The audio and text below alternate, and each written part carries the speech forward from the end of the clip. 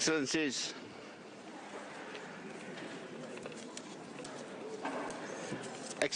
distinguished participants, I hereby declare open the 9th meeting of the 52nd session of the Human Rights Council.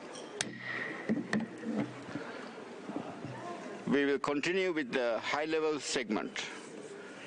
And first, I have the honor to give the floor to His Excellency Aurélien Agbenoti, Minister of Foreign Affairs and Cooperation of Benin, by video message.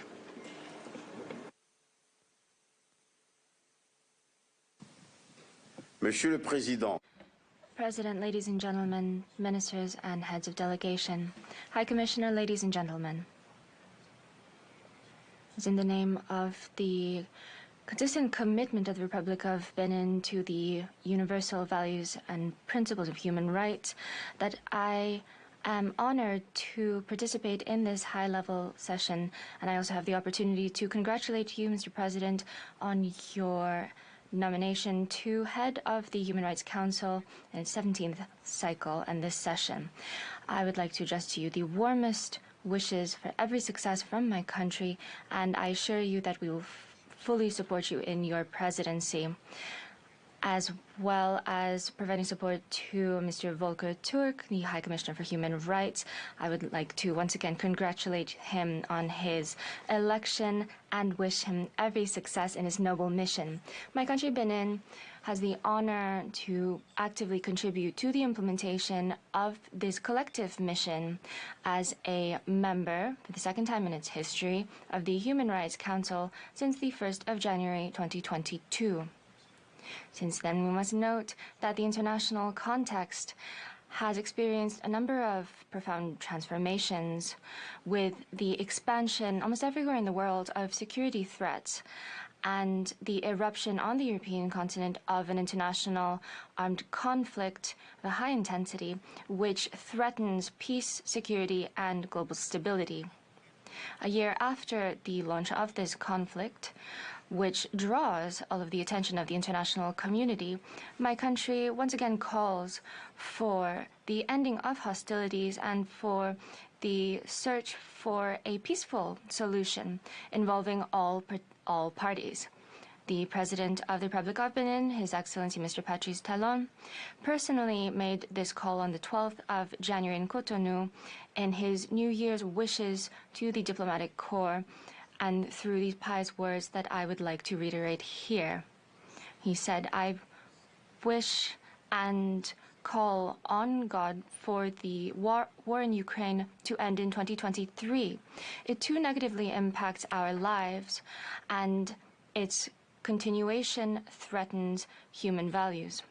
Ladies and gentlemen, all armed conflicts and all hotbeds of tension, regardless of the region they are located in, must be accorded the appropriate attention and active mobilization on the part of the international community, as they seriously and sustainably affect the enjoyment of human rights.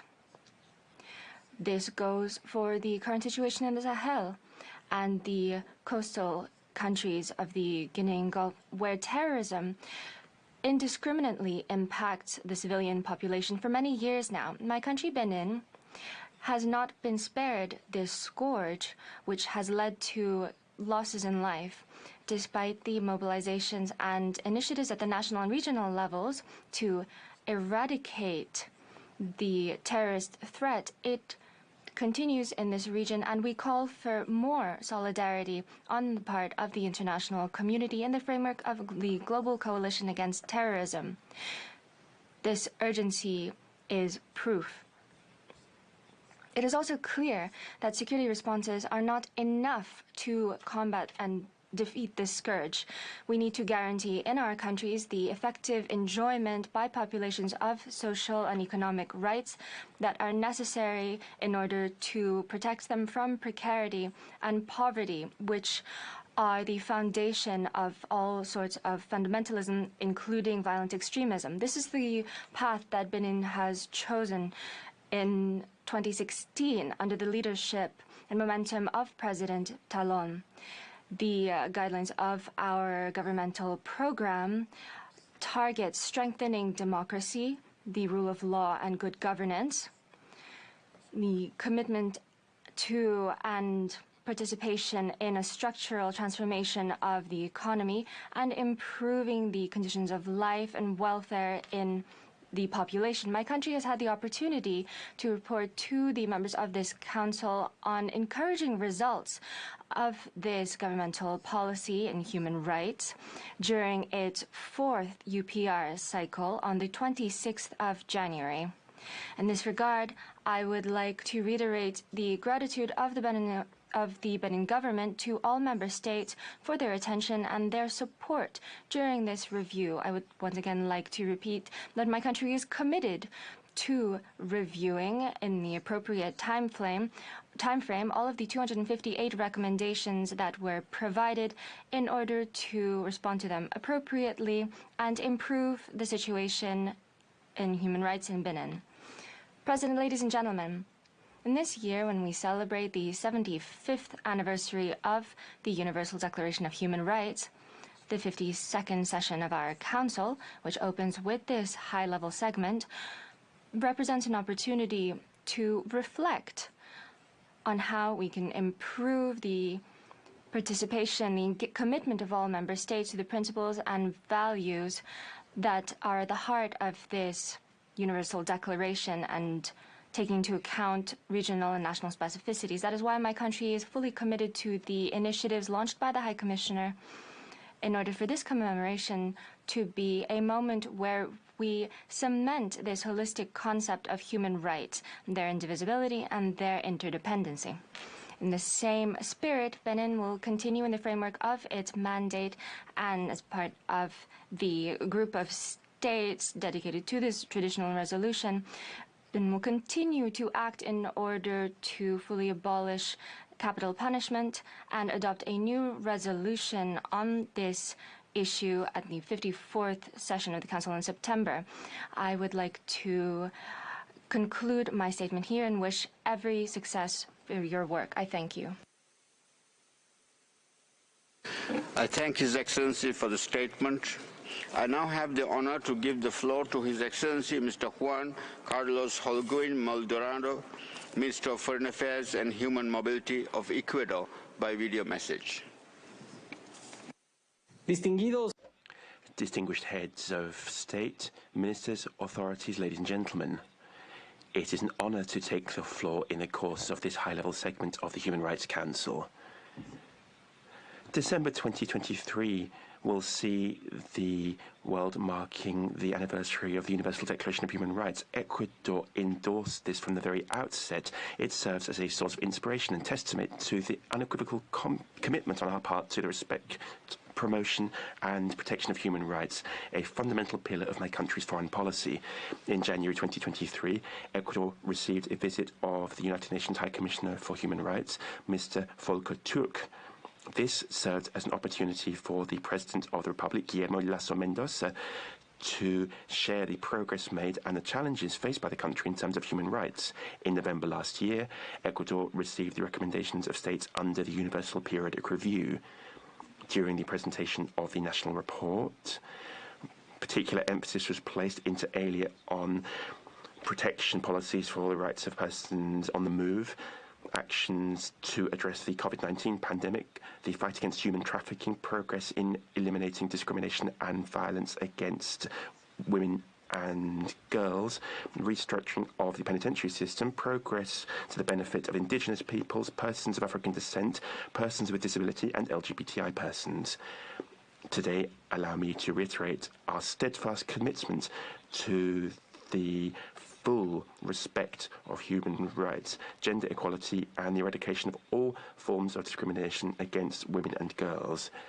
Proof of this has been the establishment of the Ministry for Women and Human Rights, as well as national public policy in connection with gender equality and elimination of discrimination and violence, gender violence that is, in all forms. The Social Rehabilitation Public Policy Programme has received support from the OHCHR and represents a major area of progress in terms of the rights of persons deprived of their liberty, with tangible results in terms of the first prison census shared with the EU members of the Subcommittee on the Prevention of Torture during their visits at the end of September 2022. Ecuador has supported the International Declaration of the Decade of Indigenous Languages 2022-2032 and establishment of a permanent forum for Afro-descendant affairs. The activities of this decade will be a fundamental part of our national policy as we endeavour to promote and protect the languages spoken in Ecuador and other countries. Today, Ecuador reiterates its commitment to the human rights of persons in situations of mobility. We are actively involved in the implementation of the Global Compact on refugees and on orderly, safe and regular migration. We are working in close collaboration with UN agencies working in this arena with a broad process of regularization underway. The main beneficiaries of this are Venezuelan citizens. We will continue to call for the international community to pay appropriate attention to the linkage between human rights and the environment. We will also continue to promote initiatives to mitigate climate change, which poses a threat to the enjoyment of human rights. Ecuador will continue to promote the preparation and implementation of mandatory international standards in terms of business and human rights as we chair the Intergovernmental Open-Ended Working Group, and we will also foster the adoption of a national action plan on business and human rights. Ecuador is actively involved in the agenda items of this Council and makes a constructive contribution to the promotion and respect of human rights across the world, as well as the achievement of the Sustainable Development Goals, always guided by the objective of bolstering the multilateral system and international cooperation to ensure that nobody is left behind. I thank you.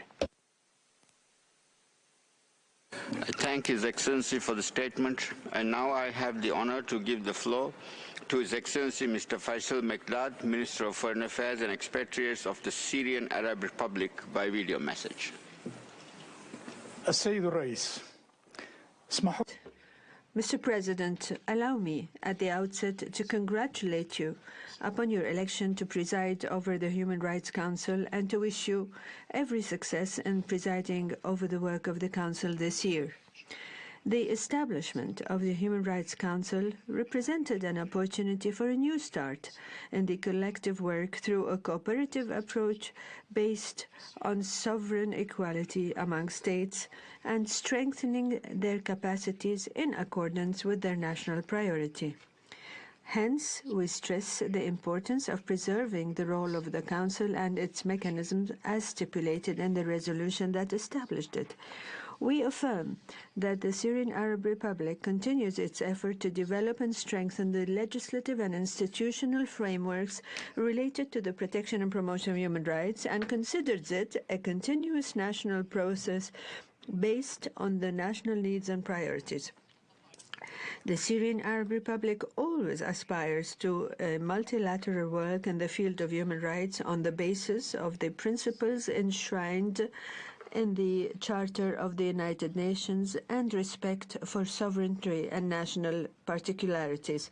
Syria renews its rejection of some countries' practices in this Council that seek to impose politicized resolutions and mechanisms that constitute a model blatant interference in the internal affairs of the independent countries, especially developing countries.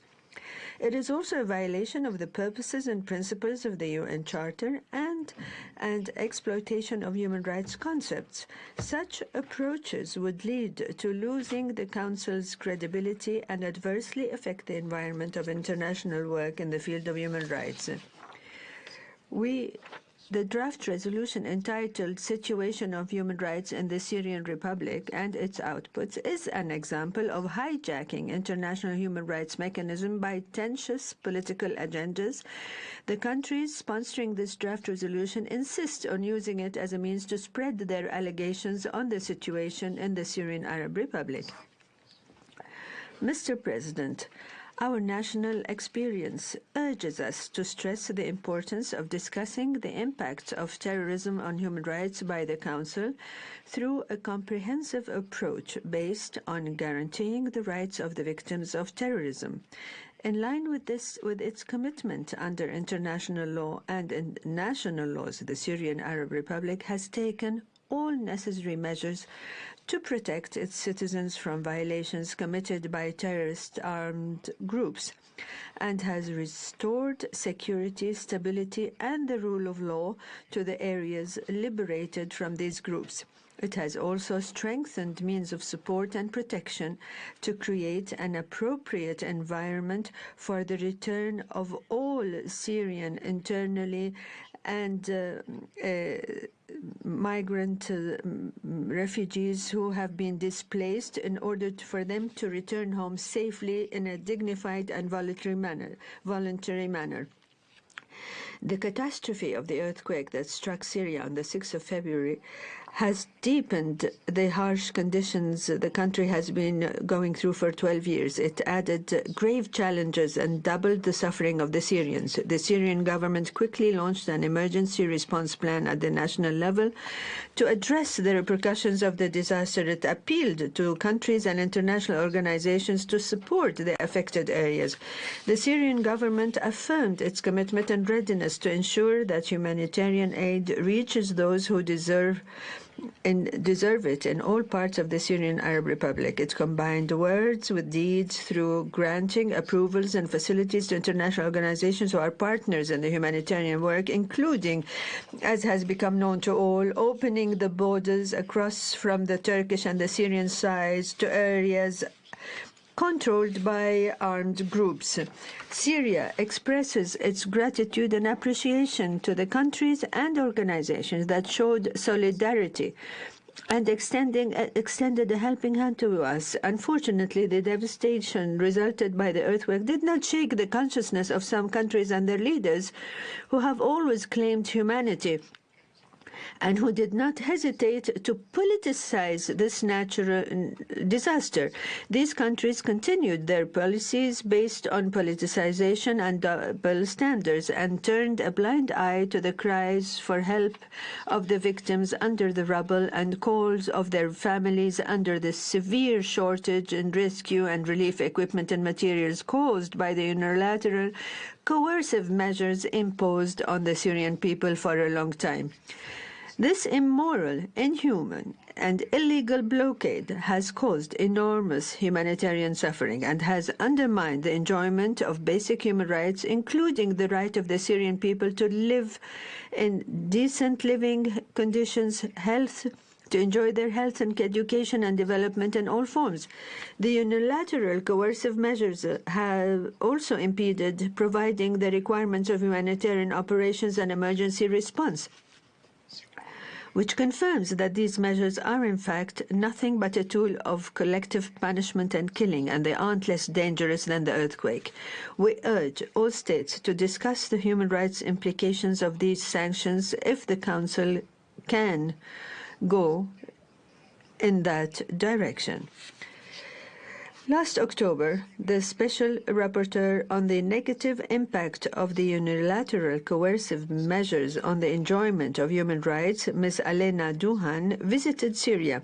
During this visit, she examined some aspects of the catastrophic effects of the UCMs, that target Syrians in all areas of life. She concluded that these measures may amount to crimes against humanity. However, some member states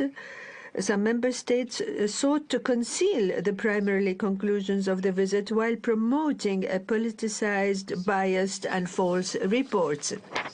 Mr. President, Syria affirms that Item 7 of the Council's agenda is an essential item that addresses a unique and ongoing case of racial settlement colonialism.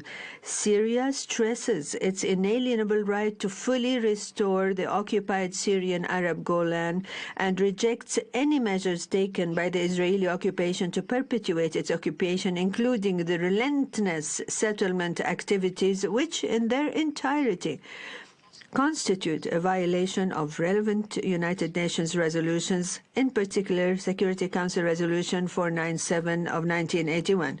Syria condemns the gross and systematic violations of human rights that Israeli occupation forces and settlers gangs continue to commit in the occupied Syrian Golan and the occupied Palestinian territories. It renews its unwavering support for the right of the Palestinian people to establish their independent state and to guarantee the right of Palestinian refugees to return in implementation of relevant United Nations resolution. Syria supports the liberation of the remaining occupied territories. In conclusion, the Syrian Arab Republic renews its willingness to continue the collective work within the framework of the Council in order to enhance its role as an international mechanism for promoting universal respect for human rights on the basis of the principles of impartiality, objectivity, and non-politicization. Thank you, Mr. President. I thank His Excellency for the statement. And now I have the honor to give the floor to Her Excellency, Madame Isabelle Béraud Amadei, Councillor of Government and Minister of Foreign Affairs and Cooperation of Monaco. By video message. Monsieur le Président du Conseil. President of the Human Rights Council, High Commissioner, Excellencies, ladies and gentlemen. On the 10th of December 1948, the Universal Declaration of Human Rights was adopted. And its preamble, it states that it is the common goal for all peoples and all nations to achieve. 75 years later, its universal implementation is not guaranteed. And today, more than ever, it shows that it is important to defend this common good and the noble principles it promotes. In the crises that we see throughout the world, both the spirit and the letter of this fundamental text are flouted and trampled. All we need to do is look at Ukraine. The various reports that the High Commissioner has presented to this Council since the beginning of this conflict are edifying. There are situations of mass atrocities, shelling of civilian locations, rapes, murders, torture, forced deportation, arbitrary executions. These are acts that impact the human conscience and moral and must be condemned. We have a responsibility to provide facts and justice to the victims of these crimes. That is why my country supported the creation by this Council of an independent investigation commission, the work of which will be of crucial importance for fact-finding and establishment of responsibility. Amongst the great principles enshrined in the Universal Declaration of Human Rights, there's one that my country is particularly attached to, and that is non-discrimination, enshrined in Article 2. Discrimination, there are far too many women in the world who are victims of this discrimination, and so we are very, very far from achieving this important goal. This is the case of the situation of women in Afghanistan, which continues to deteriorate since the return of the Taliban. They are prohibited access to university, and they have already been deprived of access to secondary education. The High Commissioner very correctly noted that this is yet another cruel and inadmissible hit to the rights of women and Afghan girls. This is a blatant violation of Article 26 of the Universal Declaration of Human Rights, which proclaims that higher education shall be equally accessible to all on the basis of merit. You must be assured that the Principality will continue to support, in the framework of this Council, initiatives condemning the situation and rectifying it.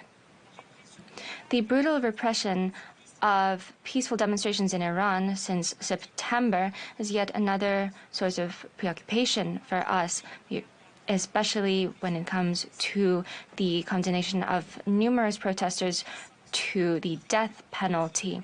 Such a punishment is not compatible with the right to life as enshrined in Article 3 of the Universal Declaration of Human Rights. For all of these reasons, the Principality of Monaco has supported the organization of an extraordinary session on the situation of human rights in Iran and co-sponsored the resolution establishing a fact-finding mission. We call on the Iranian authorities to fully cooperate with this mechanism, as well as with the Special Rapporteur.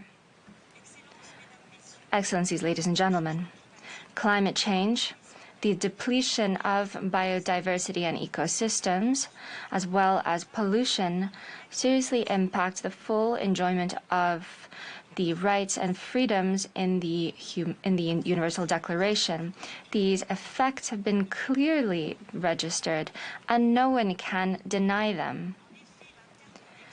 The interlinking between human rights and nature was one of the cornerstones of the Global Framework for Biodiversity of Kunming-Montreal, adopted in December. Monaco contributed to the development of this instrument, which promotes a human rights-based approach to protect the environment. It is therefore natural, in accordance with its long-standing commitment to protecting the environment, that Monaco promoted the recognition, both in the framework of this Council and at the General Assembly, of a right to a safe, clean, sustainable environment. I would like to commend the Special Rapporteur on the right to the environment for his personal commitment. This is Mr. David Boyd, who spared no efforts for these goals. For many years now, the Principality has supported this work, including through voluntary contributions. The quality and relevance of these reports prove that we have made the right choice, and so that is why this year we are reiterating our support. Excellencies, ladies and gentlemen, 3 years ago, the world was impacted by a global pandemic, which led to serious restrictions of our fundamental rights and freedoms. This unprecedented situation has had serious socioeconomic repercussions, and that we are still feeling now. The geopolitical events of this past year have proven that new threats have emerged, especially in terms of energy security and food security. In a number of countries, inflation has leapt. This economic context is particularly fragile and compromises the implementation of the right to a decent life, which is enshrined in Article 25 of the Universal Declaration. We must take the necessary measures to mitigate the combined effects of these crises, or our people's frustration will turn into despair and anger, and we can only imagine the consequences that may have.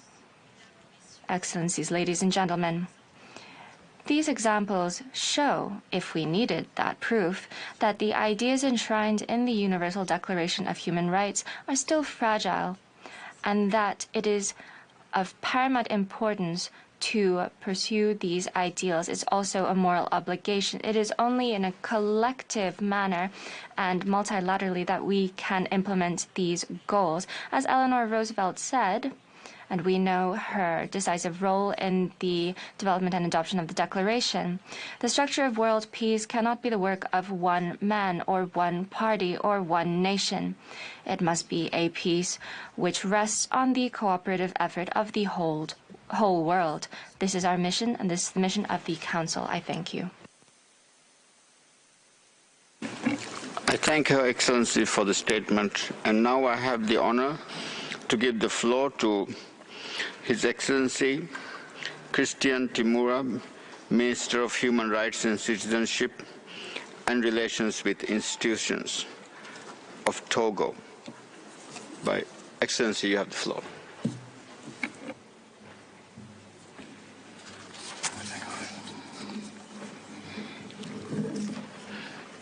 Monsieur le Président du Conseil.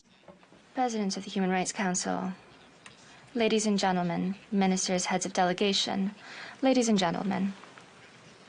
First of all, allow me to address to you, Mr. President, my warmest congratulations on your election to the head of the Human Rights Council, as well as our wishes for every success in your work.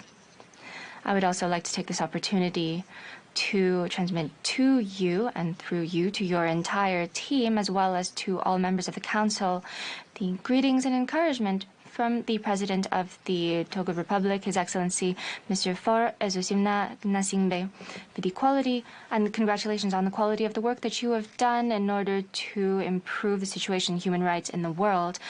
I would like to assure you of the support and commitment of Togo in the pursuit, even as an observing state, of this work and the good work of the Council, President, ladies and gentlemen, the celebration this year of the 75th anniversary of the Universal Declaration of Human Rights and the 30th anniversary of the Declaration and Program of Action, the Vienna Program of Action, offer to the entire community of states an opportunity for introspection, which will enable us not just to hold a review that is both sincere and frank of our actions to improve human rights, but also encourages us to move forward with ambition and determination. I commend all of the relevant initiatives that are being taken here by the Human Rights Council, but also by the High Commissioner's Office for Human Rights, to make this occasion not just a celebration or commemoration, but a moment of review where we take account of our conscience and take pragmatic decisions. My country, Togo, would like to participate in this assessment and review of our ambitious perspectives. We've learned our lessons of the path we have taken, especially through the various challenges that we are facing in the implementation of our obligations in human rights in a multifaceted approach, taking into account their universality. My statement will also be focused on these challenges that we are facing and that at the national level we are responding to appropriately. First of all, I would like to mention the economic and financial situation in the world, which, with its consequences linked to price rises and rises in the price of living, directly impacts the social and economic rights of our populations. Togo is suffering from this global economic trend and is facing it with limited means, but with firm will and determination. Urgent measures, evaluated at approximately 3% of national GDP, have been taken in order to mitigate the effects of inflation on the everyday life of our population. We are referring to the rise in the indicative value of salaries and pensions for civil servants and the military and public sector workers, the revalorization of pensions for all civilians and military retirees in the public sector and the private sector, as well as monetary transfers for parents of students in order for them to purchase the required instruments for school. We've also supported the primary education and agriculture sectors. The impact of these measures is significant on the everyday life of our populations and has enabled us to protect the enjoyment of their fundamental rights, such as the rights to food, transport, and education. Secondly, we should also note that all of these actions to combat an expensive life have been implemented in a very difficult context linked to the COVID-19 pandemic, which is a challenge to human rights in the sense that it is constantly impacting our society, and this is ongoing. It has also led to more or less drastic restrictions and has also led to losses for our economy and has also caused bereavement for our families. In this difficult sanitary situation, the government has striven to avoid these measures taking on a general character and therefore compromising the enjoyment of fundamental liberties. The government has consistently monitored the proportionality, necessity, and adaptability of these measures. My country has more or less succeeded. We were congratulated by the international community for our rigorous, realistic, and proactive reaction, which enabled us to keep the mortality rate quite low.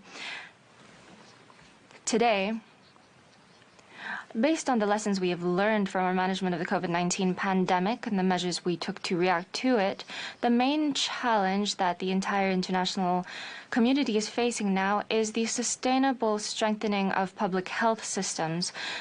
We must predict rather than react. In order to do so, we need a genuine international cooperation on healthcare. We should share our knowledge and expertise as well as strengthen our capacities and potential. COVID-19 revealed that our world is vulnerable and fully interdependent. We must take note of this reality and put it at the heart of our collective actions. President, ladies and gentlemen, the third challenge that is impacting us and is impacting our path towards the implementation of human rights is terrorism and violent extremism. These scourges, these threats that in Africa we did not know many years ago have become a sober reality that has impacted the Sahel region and continues to move towards coastal countries in West Africa, with many, many victims, displaced persons, and material damage as well. In our regions, terrorism is enemy number one of human rights. It is decimating families, displacing villages, closing schools, hospitals. It's ruining our youth. It is also damaging agriculture and creating sociopolitical instability. It is devastating for human rights. We are devoted to diplomatic traditions of inter-aid and of regional dialogues.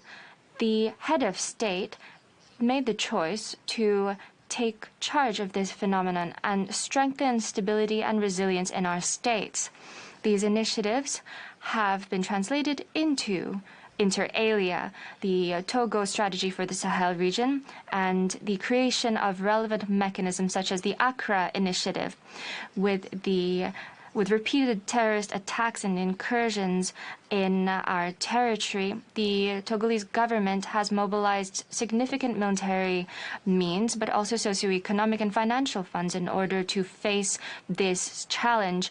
Inter alia, we would like to mention the emergency plan for the region, which aims to strengthen the resilience of populations of the relevant zones against jihadist rhetoric and actions. Nevertheless, we must note that these actions do not benefit from sincere international cooperation. Our discourse and our work in this room, the council room, in addition to the resolutions, must also take place on the ground with the same frank approach and determination in the respect of sovereignty, with coordinated actions between international partners in order to put an end to this violent cycle. Ladies and gentlemen, through the conclusions of our last review at the UPR in the 40th session in January-February 2022, Togo noted significant progress in the protection and promotion of human rights. We are referring to the strengthening of democratic institutions, the constitutionalization of the abolition of capital punishment, and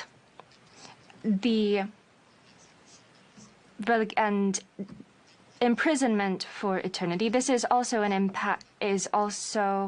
an issue. We've also taken significant reforms to protect women and young girls and prevent gender-based violence. This is the progress we have made. Moreover, Togo is also developing a draft law on the recognition and protection of human rights defenders. This text will define the legal framework enabling us to structure, organize, professionalize, and protect human rights defenders. We should consolidate these achievements. This is not possible unless we have international cooperation that is frank, sincere, respects the sovereign choices of all and the challenges we are facing. I thank you.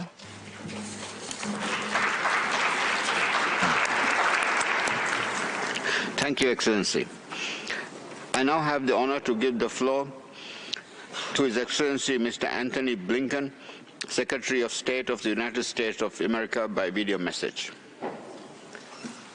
Mr. Secretary General, High Commissioner Turk, President Balik, fellow members of the United Nations Human Rights Council, we are marking 75 years since the adoption of the Universal Declaration of Human Rights. At its heart is a simple yet revolutionary idea. Human rights are universal. Or, as the drafters of the Declaration put it, human rights belong to all members of the human family. And these rights are indivisible, interdependent, and co-equal. These principles were not shaped by any one country, region, or ideology. They were discussed, debated, and meticulously drafted by experts from countries big and small, North and South, centuries old and newly independent. Each delegate brought to the collective enterprise ideas and perspectives that helped define the Declaration.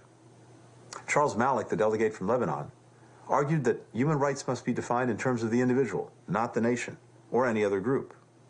Representing China, P.C. Chang suggested the entire framework should be built, in his words, with a view to elevating the concept of man's dignity. And dignity is the first principle in the first line of the Declaration. Hansa Mehta of India, one of 3 women delegates, together with Pakistan's Begum Ikramullah and America's Eleanor Roosevelt, insisted that rights be framed as belonging to all people, not just men. Indeed, the fact that the Declaration was forged and agreed upon by people representing nations with such diverse backgrounds, histories, and political systems is what gave it such unimpeachable legitimacy and moral force. That's still true today, even as some try to cast the Declaration's definition of human rights as reflecting the view of one region or ideology, or argue that different countries can have different conceptions of human rights, or to try to put the sovereignty of states ahead of the human rights of individuals. It's the responsibility of this Council and every UN member state to uphold the Declaration's universal vision and defend the human rights of everyone, everywhere. That includes protecting the human rights of our most vulnerable populations, a central tenet of the Vienna Declaration that we adopted 30 years ago. That's why the United States partners with countries from around the world to renew the mandate for the UN's independent expert on sexual orientation and gender identity, and why we made a voluntary contribution to support the vital work of the Permanent Forum on People of African Descent in countering anti-black discrimination, the only country to do so. Upholding the Declaration's vision also means continuing to advance economic, social, and cultural rights. The United States is committed to enabling people around the world to enjoy these rights. We invest more than any other country in the capacity of fellow member states to provide health care and food security for their populations. And last year, we joined 160 fellow member states in supporting a resolution that affirms the rights to a clean, healthy, and sustainable environment. Fulfilling the Declaration's universal promise also means advancing human rights within our countries, something we sought to do in the United States, especially over the past 2 years. Since President Biden issued an open invitation in 2021 to all UN Special Procedures mandate holders, the United States has welcomed the Special Rapporteur on Minority Issues and the Independent Expert on Sexual Orientation and Gender Identity. And just a few weeks ago, the Special Rapporteur on the Promotion and Protection of Human Rights and Fundamental Freedoms while Countering Terrorism made the first ever visit by a UN mandate holder to the detention facility in Guantanamo Bay, Cuba. We do this because we believe transparency and openness are not a threat to our sovereignty, but a way to make our government better at advancing the rights, the needs, the aspirations of the people we serve. We see our ability to accept critical feedback and to strive, always, to address enduring injustices and inequities as a sign of strength, not weakness. Holding ourselves to the same standards as we do every other government is particularly important at a time when human rights around the world are under assault, perhaps nowhere more than in Russia's brutal war on Ukraine. This Council has played a crucial role in shining a spotlight on Moscow's horrific and ongoing abuses, including through the creation of the Independent International Commission of Inquiry on Ukraine. The COI's first report in October concluded that Russia has committed war crimes and violations of international humanitarian law. As long as Russia continues to wage its war, the COI should continue to document such abuses, providing an impartial record of what's occurring, and a foundation for national and international efforts to hold perpetrators accountable. Governments that commit atrocities abroad are also likely to violate the rights of people at home, and that's exactly what Russia is doing. The Russian government now holds more than 500 political prisoners. In January, it shuttered the Moscow-Helsinki Group, one of the last human rights organizations still allowed to operate in the country. The government's systematic muzzling of independent voices in Russian civil society makes the work of the Special Rapporteur on Human Rights in the country even more important. The Iranian regime is also once again cracking down on citizens demanding their human rights and fundamental freedoms. Since the killing of Mahsa Amini in September brought Iranians of all ages out into the streets, the regime has killed at least 500 people, imprisoned tens of thousands more, many of whom have been tortured, according to human rights groups. In November, the Council came together to create an independent fact-finding mission to investigate Iran's human rights violations. We must ensure the team can do its work. We condemn the Taliban's draconian repression of women and girls in Afghanistan, including barring them from universities and secondary schools. The Taliban's recent edict prohibiting Afghan women from working for NGOs has closed off yet another pathway that should be open to them. And in a country where 29 million people depend on humanitarian aid for survival, the Taliban's decision will significantly reduce the amount of food, medicine, and other life-saving assistance reaching vulnerable people, especially women and girls. We remain gravely concerned about the ongoing genocide and crimes against humanity that China is committing against Muslim Uyghurs and other members of minority groups in Xinjiang. The report issued last year by the Office of the High Commissioner for Human Rights affirmed serious abuses perpetrated by the PRC in Xinjiang, including the large-scale arbitrary deprivation of liberty of members of Uyghur and other predominantly Muslim communities, and credible allegations of torture and sexual and gender-based violence. Nearly a dozen years since launching its crackdown on Syrians demanding their human rights, the Assad regime continues to commit widespread abuses, which is why we urge Council members to renew the mandate of the country's Commission of Inquiry, even as we surge humanitarian assistance to help those in Syria and Turkey impacted by the devastating earthquake. On this Council, we have a responsibility to act in a way that's true to the spirit of the Universal Declaration on Human Rights, including treating every country equally. That's why the United States continues to strongly oppose biased and disproportionate treatment of Israel, reflected in the Commission of Inquiry with no end date and standing Agenda Item 7. In the 75 years since the Universal Declaration of Human Rights was adopted, there has rarely been a time when delivering on its commitments has been more urgent or more consequential to international peace and security, to development, to human dignity. The vision the drafters set out 75 years ago is as clear today as it was then. All members of the human family are entitled to human rights. Let us continue to strive to make those words real through the actions of the Human Rights Council, within our countries, and around the world.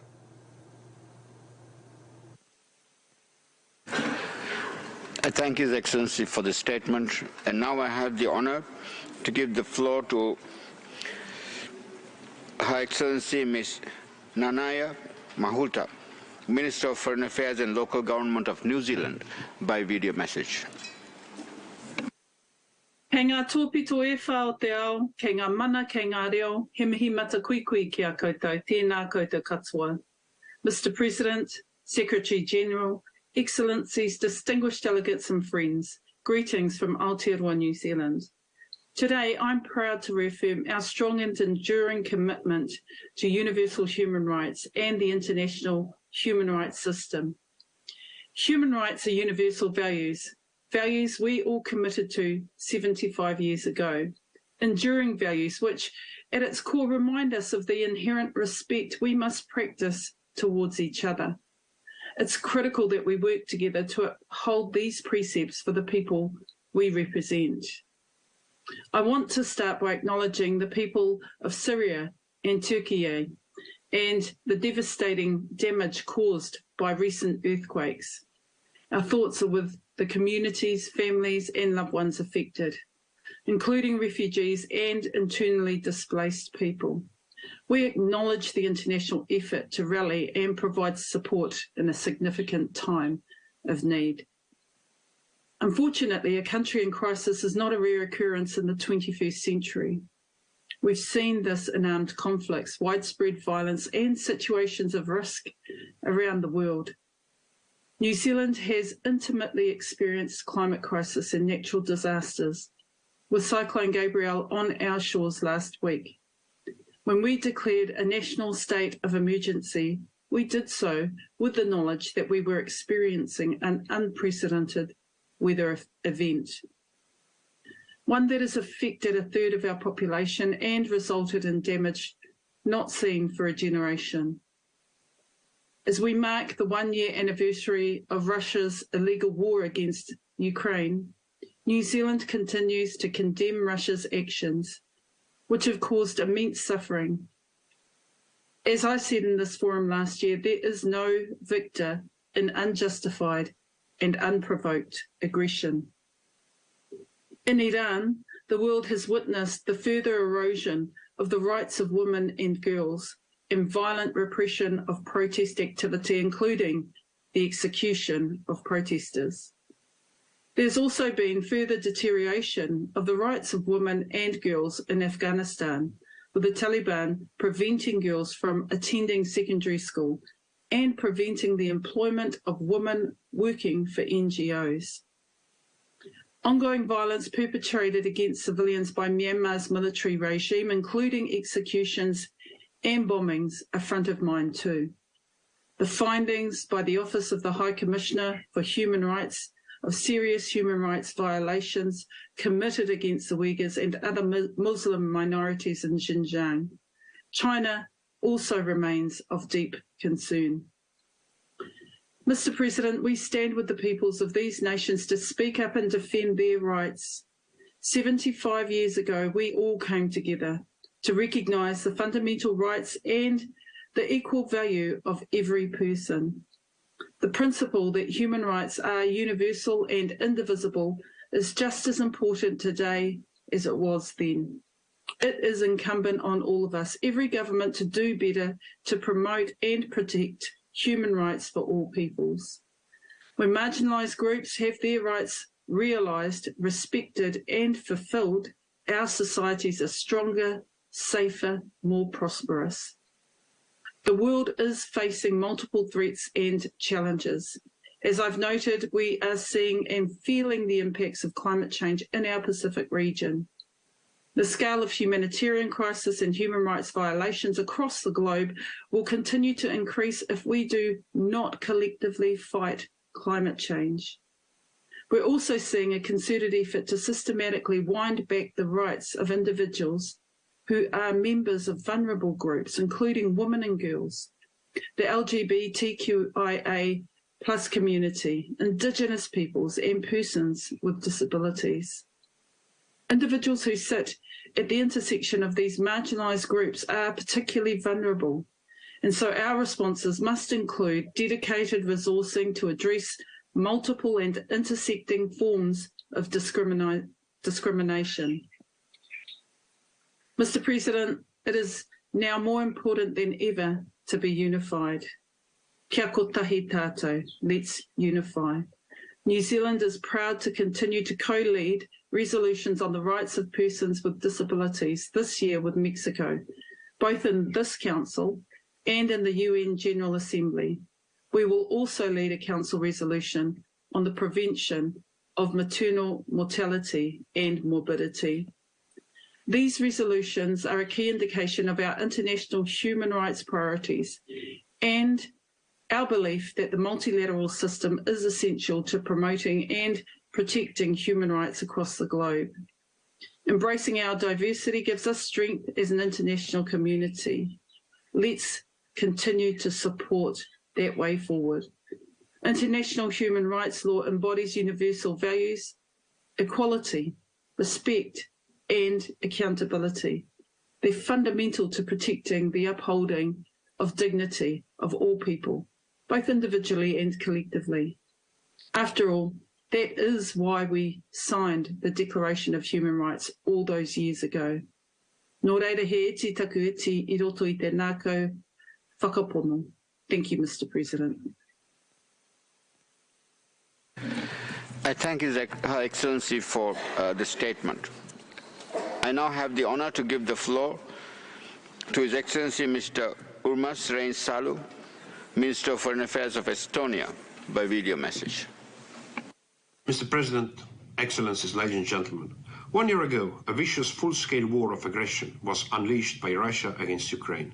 Let's be clear, this is the war of conquest. Russia's illegal annexation of Crimea, as well as Donetsk, Kherson, Lugansk and Zaporizhia regions of Ukraine, is an attempt to establish a new colonial power in the region. This is a grave violation of Ukraine's sovereignty and territorial integrity. This is a grave violation of international law and the UN Charter. In the past year, we have seen killings of civilians, tortures, ill treatment and gender-based violence in Ukraine, including rapes as a tactic of war. More than 5 million people are displaced within Ukraine, and 40% of the Ukrainian population are in need of humanitarian aid because they lack access to electricity, heating or running water. Over 2 million Ukrainians, including hundreds of thousands of children, have been systematically put through filtration camps and illegally deported to Russia, many of them separated from parents and forcefully adopted. Russia's heinous actions do not only harm Ukraine, but all of us. The global food security has been weaponized by Russia, threatening to leave millions of people across the globe at the risk of starvation. The blockade of Ukrainian exports, continuing impediments to the Black Sea Grain Initiative, shelling of major ports and grain storages. All this shows that Russia is ready to go as far as it can get to achieve its political ambitions. This is why the Russian war against Ukraine is not a European war or local crisis. Imperialistic ambitions have no mercy and no limits. Russia has violated human rights and international humanitarian law. It has committed atrocity crimes in Ukraine and must be held to account. Our way ahead is simple. We have to fight against impunity and ensure proper investigation, trial and prosecution of crimes committed by Russia on Ukrainian soil. We have to redouble our efforts to bring perpetrators before the International Criminal Court. And we should also support Ukraine in establishing a special international tribunal with cross-regional support for the crime of aggression. Mr. President, last year we have seen a steady decline in human rights in various parts of the world. The grave human rights violations and abuses against women and girls in Afghanistan aim to gradually erase them from public life, deprive of education and opportunities. Together, we must put pressure on Taliban to protect women and girls from all forms of violence and guarantee their full, equal and meaningful participation in all spheres of life. In Belarus, crackdowns on the opposition leaders, journalists and media workers continue, as well as unprecedented brutality and mass violence. We urge the Belarusian authorities to release immediately and unconditionally all arbitrarily detained persons, including political prisoners, journalists and media workers. We strongly condemn Belarus' illegal involvement in Russia's unprovoked and unjustified military aggression against Ukraine. In Iran, brave citizens, especially women and girls, have been out in the streets for months demanding their human rights. We urge Iranian authorities to immediately release the thousands of persons arrested for exercising the right to peacefully protest. Iran must also cease all executions. Estonia strongly opposes the use of the death penalty at all times and in all circumstances. Mr. President, today I would like also to stress the importance of guaranteeing the rights of children, both online and offline. Rights of the child are high among our priorities, and Estonia pays special attention to the children in vulnerable situations. We should remember to protect our children online by encouraging digital literacy and developing tools to fight child exploitation. Digital technology should advance human rights and not to hinder them. But all of it starts from education. To this day, more than 200 million children are deprived of education and hundreds of millions lack basic literacy skills. We should do all we can to support free and universal access to quality education in all parts of the world, including digital learning. We should aim for closing the various digital gaps, including the digital gender gap, and foster access to digital information and media education. Mr. President, this year we are celebrating the 75th anniversary of the Universal Declaration of Human Rights. This is an important milestone in the history of universal rights and freedoms, guarded by an objective mechanism of universal periodic review. The UPR reminds us that each country is capable of real and positive changes. It also reminds that each one of us has to work hard and uphold the universal standards of human rights. I'm hopeful that years later we are going to celebrate the world where more of us can enjoy peace and universal human rights they all deserve. Thank you. I thank His Excellency for the statement. And now I have the honor to give the floor to Her Excellency Ms. Kitlan Kabua, Minister of Foreign Affairs and Trade of the Marshall Islands. Excellency, you have the floor.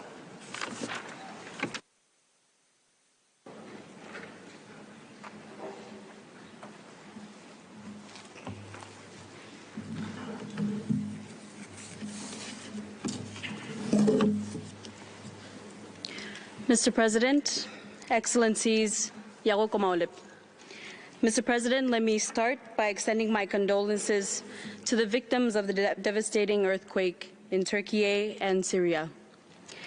These dramatic events remind us of our own vulnerabilities to sudden onset disasters. Mr. President, I would like to congratulate you on your election as the President of the Human Rights Council. We trust that you will lead this council with diligence and wisdom as it continues its important work. We also take this opportunity to commend His Excellency Ambassador Federico Villegas for his able leadership of this council last year. Mr. President, the value of dialogue on human rights is very much needed in these days, as reflected in the robust program of work before this council. It is fair to say that this council has an immense task ahead, and the Republic of the Marshall Islands stands ready to support this council. It was only a few months ago, in September 2022, that the Marshall Islands, in partnership with Fiji, Nauru, Samoa, and Vanuatu, as a core group, presented a resolution of immense importance to the Marshallese people.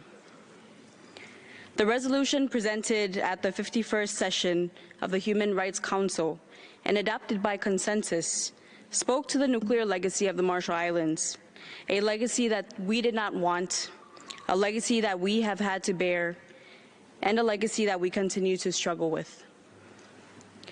For the Marshallese people, the nuclear legacy is both a historical injustice and current reality. From an historical perspective, while under UN trusteeship, our human rights were violated. We were exposed to nuclear radiation, we were studied, we were tested, and documented. Today, the truth remains elusive. We will continue to pursue the truth, and we will continue to demand answers, as we have the right to know what was done, how it was done, to what extent the damage was caused, and most importantly, how we can address these and move forward. To quote the late Tony DeBruym, a former foreign minister of the Marshall Islands and champion of our pursuit of nuclear justice, there will be no closure without full disclosure. Before the Nuclear Legacy Resolution in 2021, the Marshall Islands, in partnership with the Bahamas, with the European Union, Fiji, Panama, Paraguay, and Sudan, presented a resolution to establish the Special Procedure Mandate on climate change. Climate change is a major threat to the Marshall Islands and our people. We are experiencing an increase in the frequency and intensity of natural disasters. Accordingly, climate change will remain a high priority for the Marshallese government, and during our term of council membership, we were determined to explore avenues to address its human rights implications. We are proud to see progress already being made through the reports presented by the Special Rapporteur and the dialogues held. As a low-lying atoll nation, climate change is the greatest threat to our human rights. It has been widely recognized that climate change poses a serious and imminent existential threat to coastal communities due to rising sea levels. In the Marshall Islands, all communities are coastal communities, and all people are coastal people. We are all at risk, and we understand the very real existential threat that climate change poses to us and our islands. The Marshall Islands membership of the Human Rights Council ended in 2022, and we are putting forward our new candidature for the term 2025 to 2027. In putting this forward, we would hope that our record as former members will be considered positively in the assessment of our candidacy. During our membership on the Council, we strove to be engaging, to take principled positions, and to be firm on our values. As reflected in the resolutions that we pursued, we also sought to explore ways in which the Council can assist in addressing the real human rights challenges that are faced by the Marshallese people. Challenges that are context-specific, yet would resonate with others that are familiar with our struggles, with our own nuclear legacies, climate change vulnerabilities, or other human rights challenges unique to their situations. Certainly, there were many instances where we were told that our concerns and priorities were not orthodox matters that came before the Human Rights Council, and in a few cases, we were told that the Council is the wrong forum.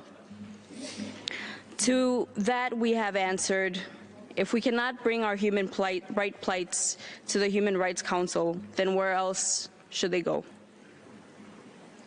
If this council is to be representative, and if it is truly to aspire to the universality of human rights, it must be ready and willing to address the human rights challenges faced by all persons in all states, even ones as small as the Marshall Islands. In a similar vein, small states must be willing to take up their plights to this council and compel it to listen and to take action. Mr. President, yesterday, March 1st, was Nuclear Victims Remembrance Day in the Marshall Islands. It is a somber national holiday to commemorate the anniversary of Castle Bravo nuclear weapons test on Bikini Atoll that took place March 1st, 1954. In total, 67 known nuclear weapons tests were conducted in the Marshall Islands between the years 1946 and 1958. Here in Geneva, our permanent mission is hosting a 2-day exhibit at the Musée d'Ethnographie de Genève in conjunction with this council session to share more information and to spread awareness about our nuclear legacy. This exhibit, which closes today, comes on the heels of the adoption of Resolution 51-35, as presented by our core group comprised of Pacific SIDS missions based here in Geneva, namely Fiji, Nauru, Samoa, Vanuatu, and my own country, the Marshall Islands. I invite you, Mr. President, and all delegations to attend. I wish you all a successful 50-second session. Komoltada, merci beaucoup. Thank you very much.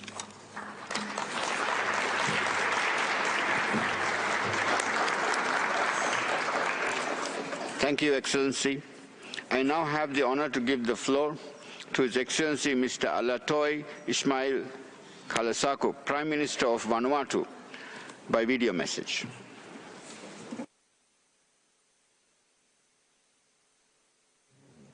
Dear Mr. President of the Human Rights Council, Honorable Presidents and Prime Ministers, Ministers, United Nations High Commissioners for Human Rights, ladies and gentlemen, this year, 2023, marks the 75th year which draws together members of the global family, proclaiming the Universal Declaration of Human Rights. We recall that the declaration came about after the ravages of the terrible wars at that time, and the world was resolute to ensure that peace and rights are advanced. Tyranny and excesses of some individuals and states against fellow human beings must not continue to plague our communities. The ability of human beings and nations to unleash their destruction and disrespect to humanity must be discouraged, and we must reaffirm the promise in the Universal Human Rights Declaration to not allow this to reoccur.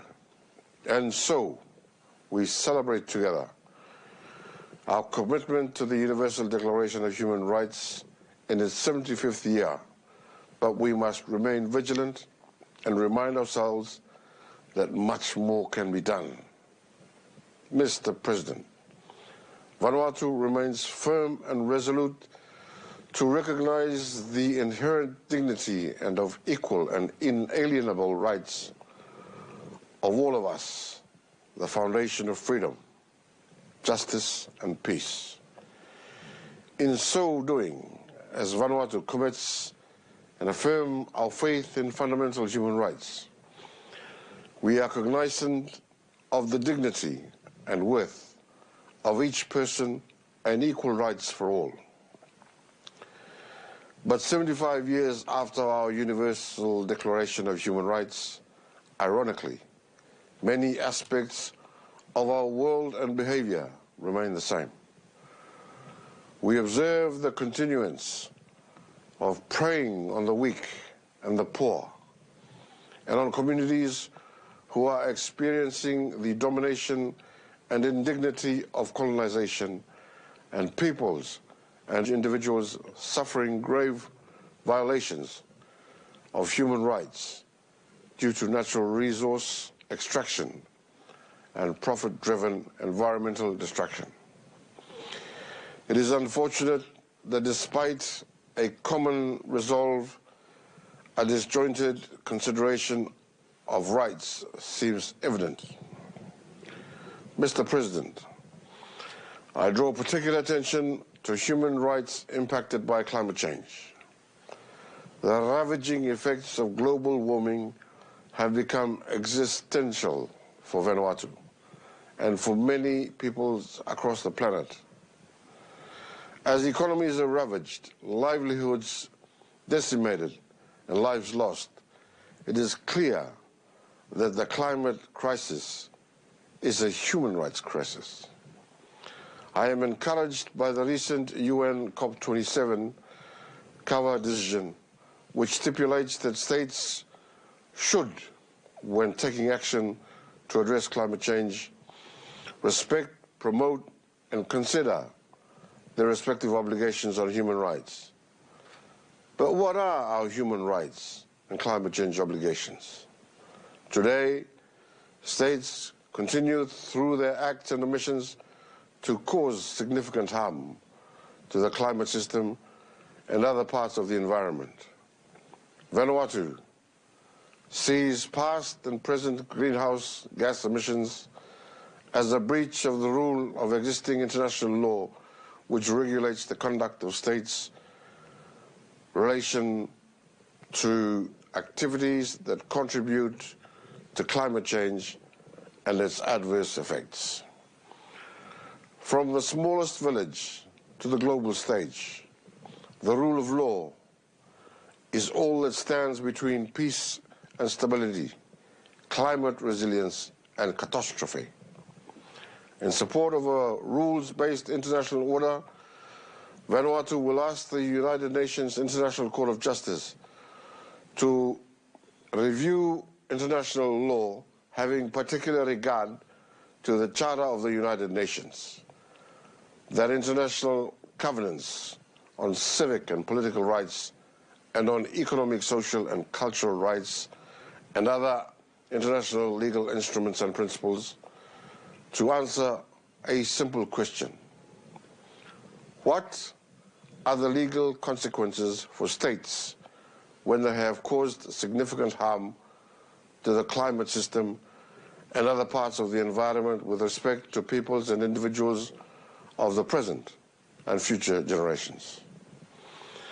As the United Nations principal legal organ, the International Court of Justice can provide this clarity as a key part of its mandate and provide us all with a non-contentious advisory opinion on what international law already says on what states must do and not do to prevent significant harm to the climate and people.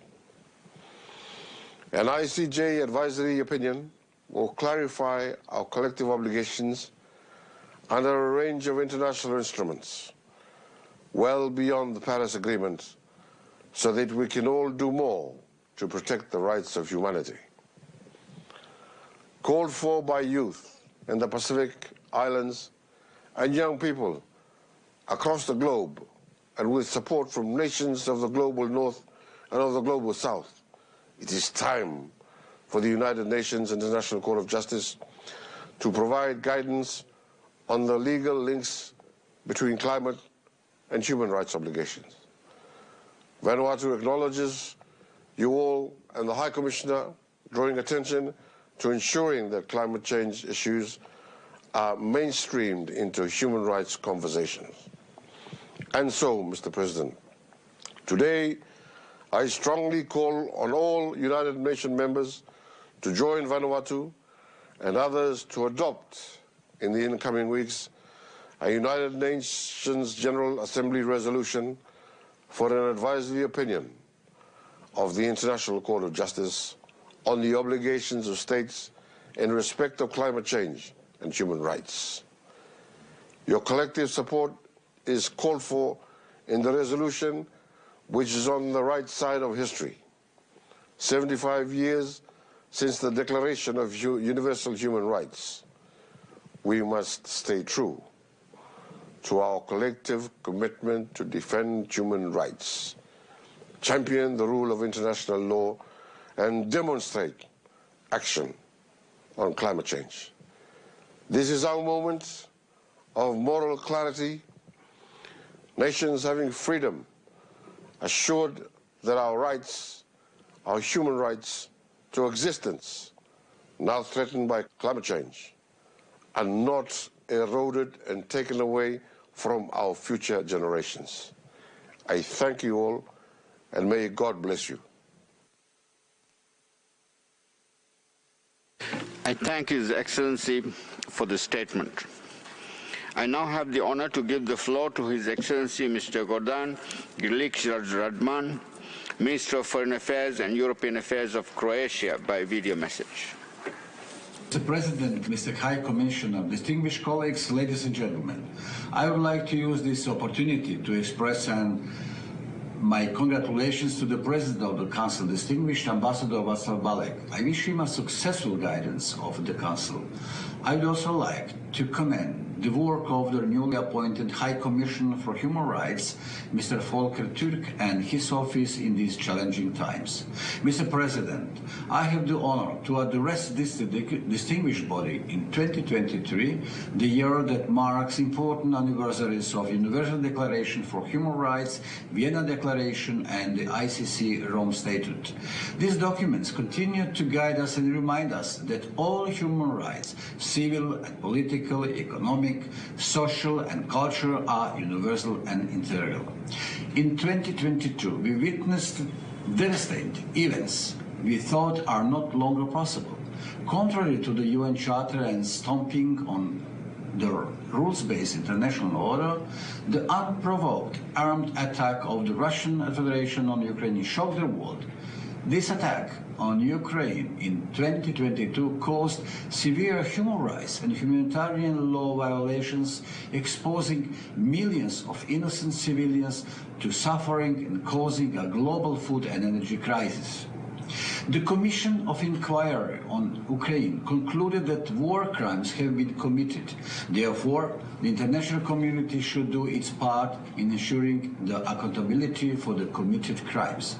Mr. President, Croatia empathizes and renders its full support to the sovereignty and territorial integrity of Ukraine. Having experienced military aggression against our country and the consequences of the war, we fully sympathize with victims of armed conflicts around the world and their families. 3 decades after the homeland war, Croatia is still searching for 1,816 missing persons. Solving their fate would significantly contribute to the bilateral relations of the affected countries and build a bridge towards a lasting reconciliation. Having in mind the victims of enforced disappearances, both nationally and around the world, Croatia pays special attention to the issue of missing persons and the related question of casualty recording.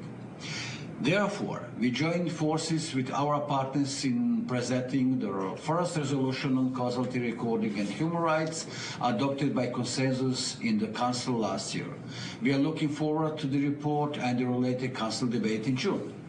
Mr. President, today's global challenges requires increasingly intensive multilateral action and international cooperation, especially in the international human rights fora. We have many effective mechanisms of the Council that Croatia fully supports. We must preserve their independence. Special sessions, urgent debates, the Universal Periodic Review, special procedures, and treaty bodies all offer different tools for human rights monitoring. In that context, I am pleased to confirm that in the course of this year, Croatia plans to present its mid-term UPR report reflecting on recommendation received during the third UPR cycle. Mr. President, numerous conflicts around the world show how fragile the existing mechanism for the protection of human rights can be. In 2022, women's rights have been under attack. Peaceful protesters have been arbitrarily detained, while the independent media and NGOs have been shut down. And in that regard, the situation is particularly grave in Russia and Belarus. While we discuss strengthening women's and girls' rights in this distinguished body, women in Afghanistan cannot participate in public life or merely have a right education. On the other side, we witnessed the death of a young Iranian woman whose only wrongdoing was her desire to exercise her civil and political rights. Mr. President, our long-standing priorities remain promotion of gender equality, women empowerment, and eradicating gender-based violence. We continue advocating for the protection of groups in vulnerable situations, including children, people with disabilities, and national minorities. The worldwide abolition of the death penalty remains high on our agenda. We welcome the growing international consensus for its abolition. Croatia continues promoting the freedom of religion or belief in all its aspects. Together with partners, Croatia has been leading for years the resolution on conscientious objection to military service. We invite all stakeholders to contribute with their experience at the related OHCHR workshop later this year. The impact of new digital technologies on human rights also deserves our common focus. Croatia will promote a human rights-based approach in their development and use, including with regard to artificial intelligence. Mr. President, Croatia remains committed to combating hate speech both online and offline, including by combating anti-Semitism. This week, Croatia is taking over the International Holocaust Remembrance Alliance presidency. We will use it to promote Holocaust education, remembrance and research in our quest to protect the fact and counter Holocaust denial and distortion. As an important step, our government recently adopted the IRA's working definitions of anti-Semitism, Holocaust denial and distortion, as well as a definition of anti-Roma discrimination. Let me conclude by reiterating our strong commitment of my country to universal respect of the full implementation of all human rights. Croatia will continue playing an active role both nationally and the multilateral arena in the promotion and protection of human rights. Thank you. I thank His Excellency for the statement. I now have the honor to give the floor to His Excellency, Mr. Nakatani Gen, Special Advisor to the Prime Minister of Japan. Excellency, you have the floor.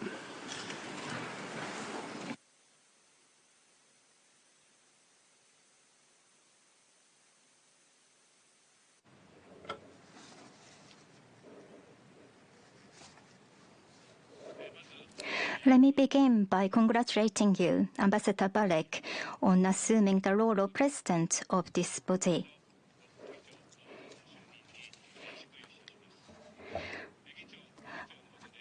I look forward to seeing the Human Rights Council effectively addressing international human rights issues under your presidency this year.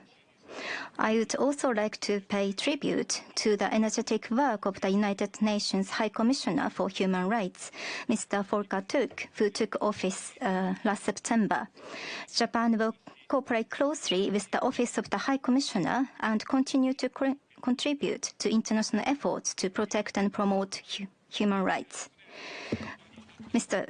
President, it was just after the beginning of Russia's aggression against Ukraine when I stood before this Council last year. I regret that I am once again obliged to refer to this situation after more than a year has passed. Japan firmly rejects Russia's outrageous act that shakes the very foundation of the international order, and we will continue to strongly support Ukraine. We will never tolerate unilateral attempts to change the status quo by force in any region. The international community must unite once again to send a clear message and take action in order to defend the free and open international order based on the rule of law. At the same time, we must not forget to keep in mind the human rights situation of each person in the world who is currently facing severe difficulties, including those in Turkey and Syria who have been hit hard by the earthquake. Japan, which has itself experienced numerous major natural disasters, including the Great East Japan earthquake in 2011, is providing maximum support to the people of Turkey and Syria who have been suffering greatly in the aftermath of the earthquake. Japan has already dispatched Japan disaster relief teams and provided emergency relief goods and decided to provide emergency humanitarian assistance of approximately $27 million, including through international organizations and Japanese NGOs. We will continue to implement humanitarian assistance to meet the needs of those affected by the disaster and support Turkey and Syria's efforts towards recovery. Mr. Vice President, the protection of human rights is the basic responsibility of all nations. It is therefore important for the international community to continue dialogue and cooperation toward ensuring we fulfill this responsibility. Japan has been conducting human rights dialogue with various countries and supporting the protection of human rights in Ukraine, Sri Lanka, and other countries through contributions to OHCHR. Japan has also drafted resolutions on human rights situation in Cambodia that support Cambodia's own efforts in this area. These resolutions reflect the voices of the international community and have all been adopted by consensus. At the same time, Japan continues to speaking out firmly against serious human rights violations. Japan is concerned that no action has been taken to improve the situation in Myanmar. We will continue to work closely with the international community, including ASEAN, and make every effort to improve the situation in Myanmar. The freedom, respect for human rights and the rule of law must also be protected in China, including in Hong Kong and Xinjiang. Last September, OHCHR published its assessment of human rights concerns in Xinjiang Uyghur Autonomous Region, People's Republic of China. Japan is deeply concerned about the human rights situation in China and again strongly urges China to take positive, concrete actions to address this situation. The issue of abductions by North Korea is a serious humanitarian issue with time constraints. As the families of the victims continue to age, there is no time to lose on this issue. The resolutions on the situation of human rights in the DPRK demonstrate the international community's strong concerns about the serious human rights violations in North Korea, including the issue of abductions. Japan, in close cooperation with the international community, we will continue to strongly urge North Korea to take concrete and positive actions toward the immediate resolution of the abductions issue. Mr. Vice President, Japan is making tireless efforts domestically as well. Last September, for the first time in Asia. We published the guidelines on respecting human rights in responsible supply chains that I introduced to this Council last year. Japan is discussing initiatives to promote respect for human rights in government procurement, and I'm aiming at their early introduction as well. We also held forums and seminars in Thailand and Bangladesh with the cooperation of UNDP and ILO. Japan has contributed $40 million to UNDP and other organizations to support the introduction of human rights due diligence by Japanese companies and their business partners operating around the world, as well as the improvement of related systems in developing countries. To promote women's economic empowerment, as of July last year, Japan has required employers above a certain size to disclose the gender pay gap within their organizations.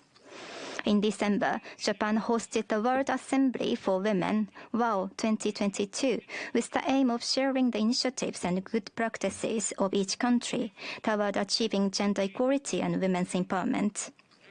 This fiscal year, Japan contributed approximately $21 million to UN Women to support its work in this area.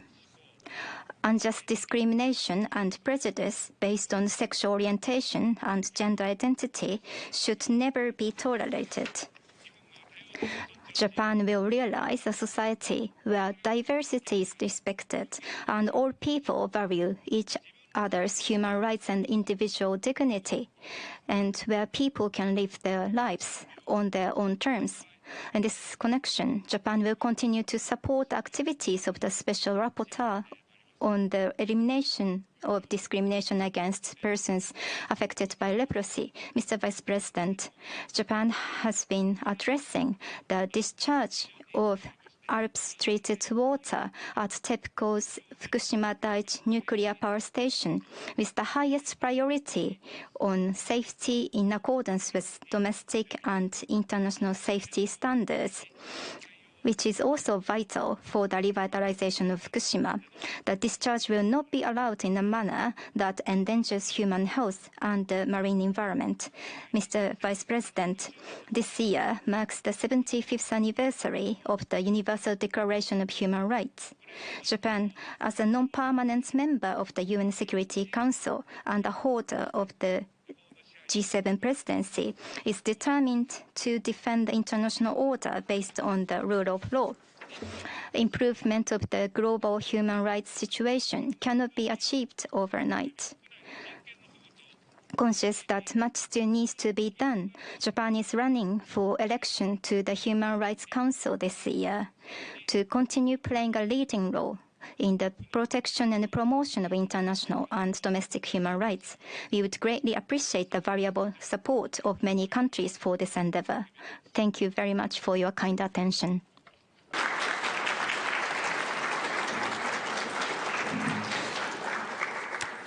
Thank you, Excellency. I now have the honor to give the floor Nundumbaro, Minister of Constitutional and Legal Affairs of the Republic of Tanzania, by video message. Mr. President, Honorable Excellencies and delegates, I extend greetings from the government and the people of the United Republic of Tanzania. I also convey warm regards from Our Excellency, the President of the United Republic of Tanzania, Dr. Samia Suluhu Hassan, who continues to prioritize the promotion and the protection of human rights in the government development agenda. The government of the United Republic of Tanzania believes that any successful nation is built on national foundation that includes self-governance, unity, patriotism, integrity and responsibility, rule of law, justice and performance. These important words are enshrined in the Constitution of the United Republic of Tanzania, and such attributes can be achieved through promotion and protection of human rights, centered on the basic human rights principle of equality and non-discrimination. Indeed, the current governance model is anchored on 4 pillars, being reconciliation, resilience, reforms, and rebuilding. These are the ultimate outcome of the principles of participation as central to attaining the 4 R's is dialogue, consultation, and amicable exchange of views and ideas in order to reach feasible solutions that promote and protect human rights. President, this inclusive approach is proving fruitful in the realization of human rights in the United Republic of Tanzania. This has been, Excellency, the President's approach in supporting realization of the right to freedom of association and the right to participate in political affairs. As a result, Her Excellency the President has personally spearheaded discussion with political parties. The government has followed their lead and held discussion with key stakeholders championing good governance, democracy, and the rule of law. This has been the approach in promoting the right to freedom of expression and access to information. Dialogue between media houses and the sector ministry resulted in the reopening of closed media houses, re-registering of newspapers, and a reopening of closed online TV on the condition that the laws of the land will be complied with. Further, the Media Services Act of 2016 is being reviewed to ensure this fundamental right central to any true democracy is being realized.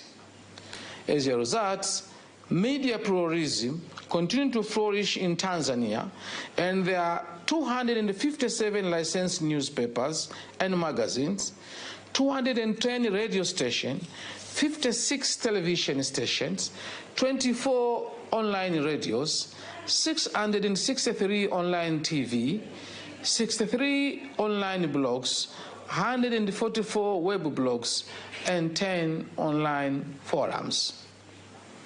The judiciary of Tanzania is playing a significant role in ensuring access to justice and bringing its service closer to the people. The judiciary has constructed 6 integrated judicial centers, which is a system where all courts in the chain of justice are found in one building, from primary court to the Court of Appeal.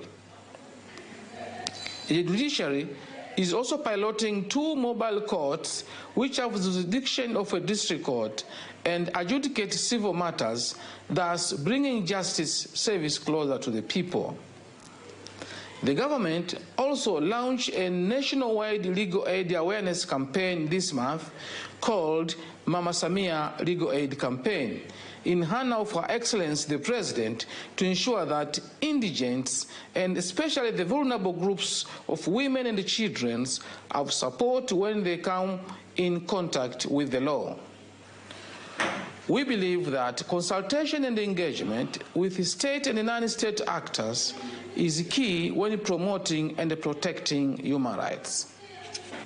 The government has continued implementing its free education policy to ensure access to education, and the monthly education budget was increased from 20.8 billion Tanzanian shillings to 26 billion Tanzanian shillings per month. Access to higher education is being enhanced by increasing loan funds for students, where in the year 2021-22, a total of 570 billion shillings have been used compared to 464 billion in previous year. Likewise, the number of beneficiaries has increased from 149,398 in 2021 to 177,650,000 students in the current year. Further, a population and housing census was held in August 2022, and the results were officially launched in October 2022, revealing the United Republic of Tanzania as a population of 61,741,120 people, with 59,851,347 people are in mainland Tanzania, and 1,889,773 are in Zanzibar. Also, that females are 31,687,990 and males are 30,053,130. Reflects an expansion of 16 million in a decade thereafter. The results of the population census will assist the government in establishing development projects aligned with sustainable goals and ensure that no one is left behind in the development agenda. President, I conclude by assuring you of my delegation's full support as you steer this august body.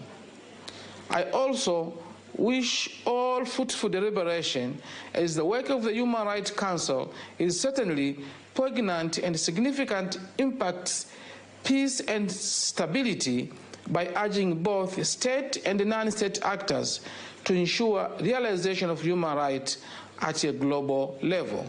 I thank you very much. I thank His Excellency for the statement. I now have the honor to give the floor to His Excellency Mr. Zeinbek Kulubayev, Minister of Foreign Affairs of Kyrgyzstan. Excellency, you have the floor.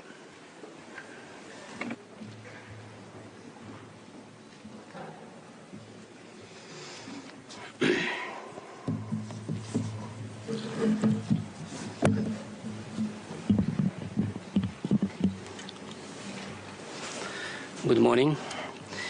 Dear President Mr. Balek, dear High Commissioner Mr. Turk, Your Excellencies, ladies and gentlemen.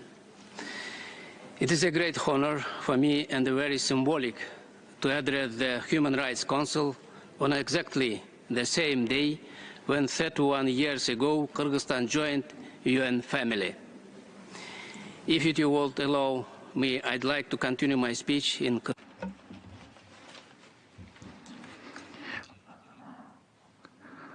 Let me extend my sincere and deep condolences to Turkey and Syria on tens of thousands of victims of recent earthquakes.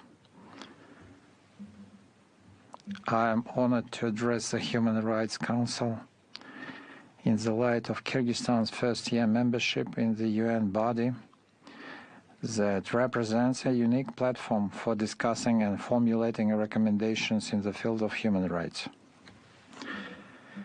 As it was said here today, this year we are celebrating the 75th anniversary of the adoption of the Universal Declaration of Human Rights.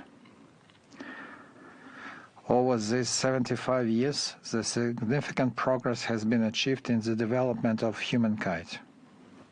These achievements are inseparably connected with the acknowledgement of human rights on individual, community, and global levels. To promote and protect human rights, a system of internationally recognized norms and principles has been established, which includes 9 core international human rights treaties and mechanisms for their effective monitoring. However, much of the potential of human rights field remains largely unrealized. It is very relevant amid increasingly growing global challenges related to inequality, discrimination, hate speech, misinformation, instability, and conflicts. Today, the world is facing serious tests. Our problems are interconnected and affect everyone regardless of borders. These problems can be solved only if we act together and demonstrate common solidarity in achieving goals for the well-being of humanity. The realization of human rights is based on national responsibility, with connection to the global context. It requires broad and sustained engagement with states, civil society, and other stakeholders, and inseparably linked with the 2030 Agenda.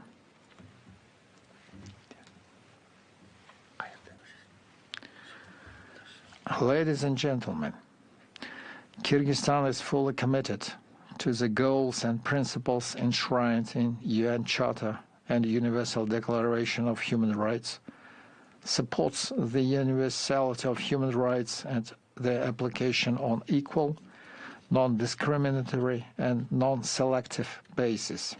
To date, Kyrgyzstan is a party to 8 of the 9 core universal human rights treaties. We enjoy constructive cooperation with the UN special procedures.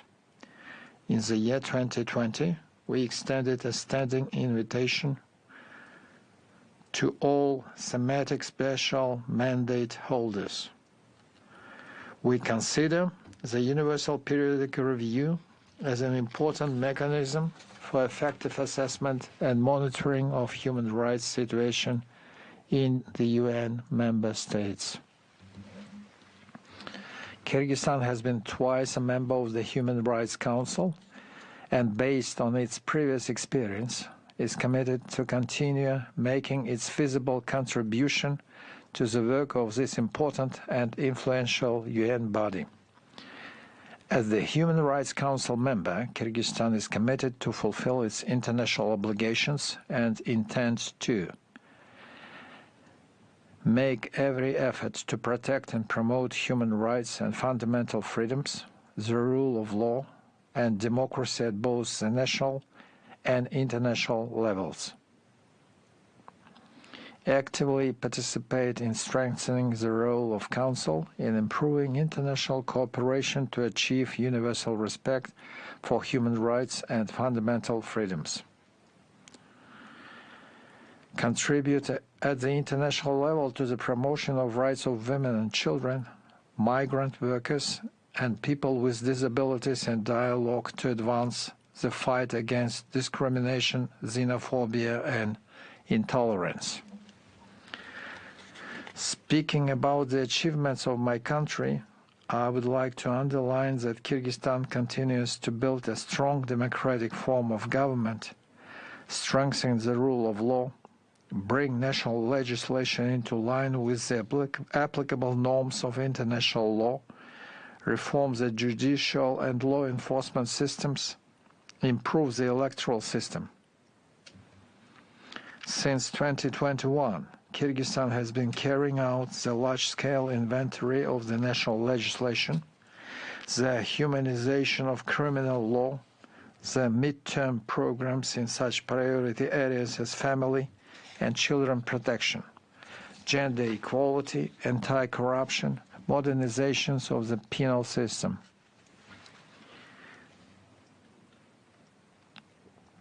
In addition, a new National Plan of Action for Human Rights for 2022-24, based on the recommendations of the third cycle of the Universal Periodic Review, treaty bodies and special procedures of the Council, is being currently implemented.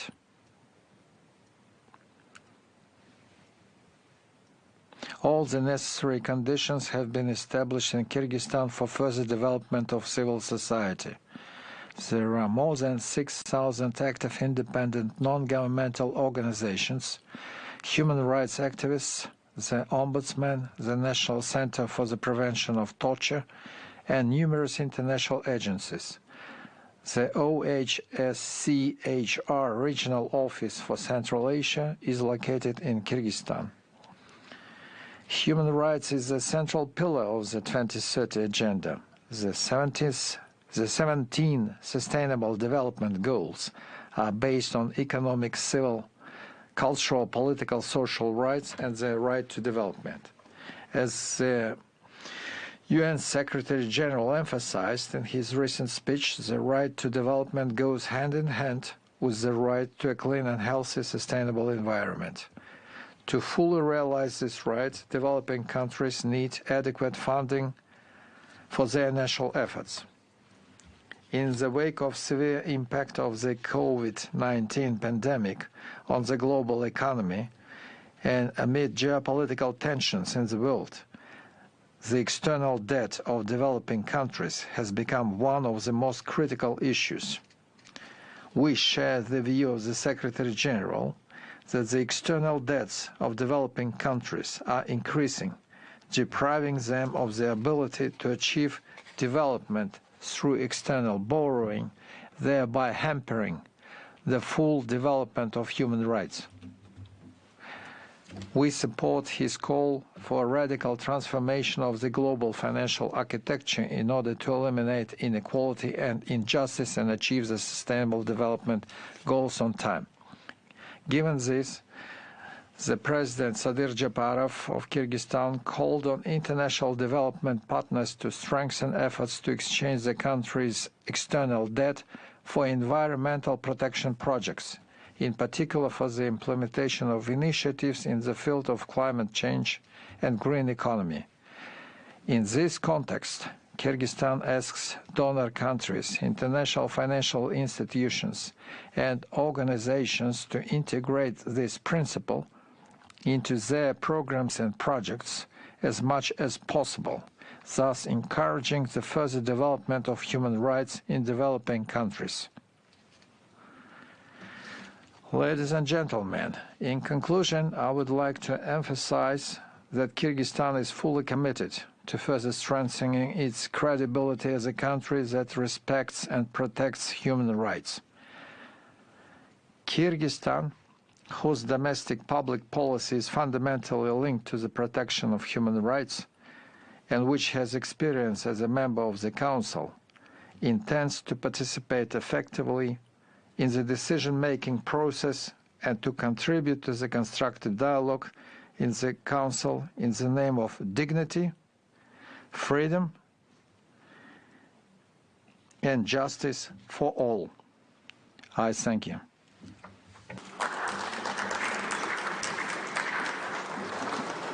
Thank you, Excellency. I now have the honor to give the floor to His Excellency Mr. A.K. Abdul Momen, MP, Minister of Foreign Affairs of Bangladesh, by video message. Bismillahirrahmanirrahim. Mr. President, let me begin by congratulating you on your election as the President of the Council.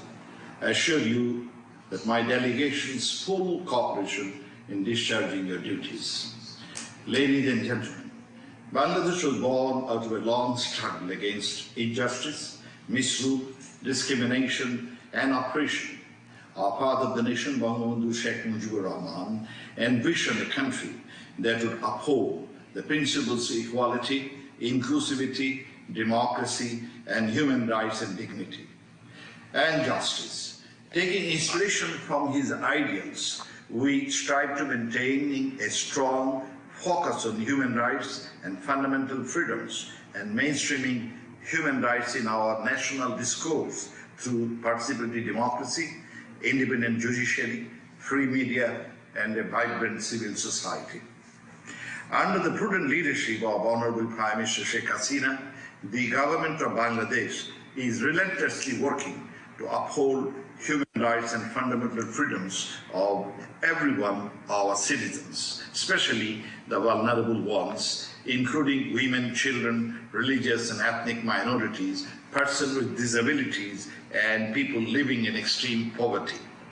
We remain committed to combating poverty, deprivation, and social exclusion that violate human rights and dignity and create barriers to full enjoyment of human rights and social justice. We believe right to development, right to food, right to shelter, clothes, education, and healthcare are human rights. Therefore, we are working hard to ensure the above to our citizens. Mr. President, as a member of the Human Rights Council, we reaffirm our commitment to his works for the promotion and protection of human rights globally.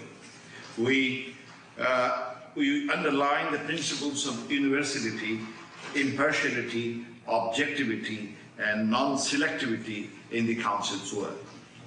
Bangladesh has remained constructively engaged with human rights bodies and mechanisms. Last year, we hosted former High Commissioner for Human Rights, Madam Michelle Bachelet. Moreover, in last 1 year, we welcomed visits of 5 special procedural mandate holders in Bangladesh. A few more will visit in the forthcoming year. Bangladesh's initial report under the Convention on the Rights of Persons with Disabilities was considered last year. We engage ourselves and various special mandate holders and human rights mechanisms and respond to their queries. All these speak for not only our commitment but also our openness before the international community with regard to the practice of human rights in the country. We firmly believe that the Universal Periodic Review of the Human Rights Council is an effective mechanism for promotion and protection of human rights. Bangladesh will be undergoing its 4th UPR later this year, and will seek constructive engagement of the member states.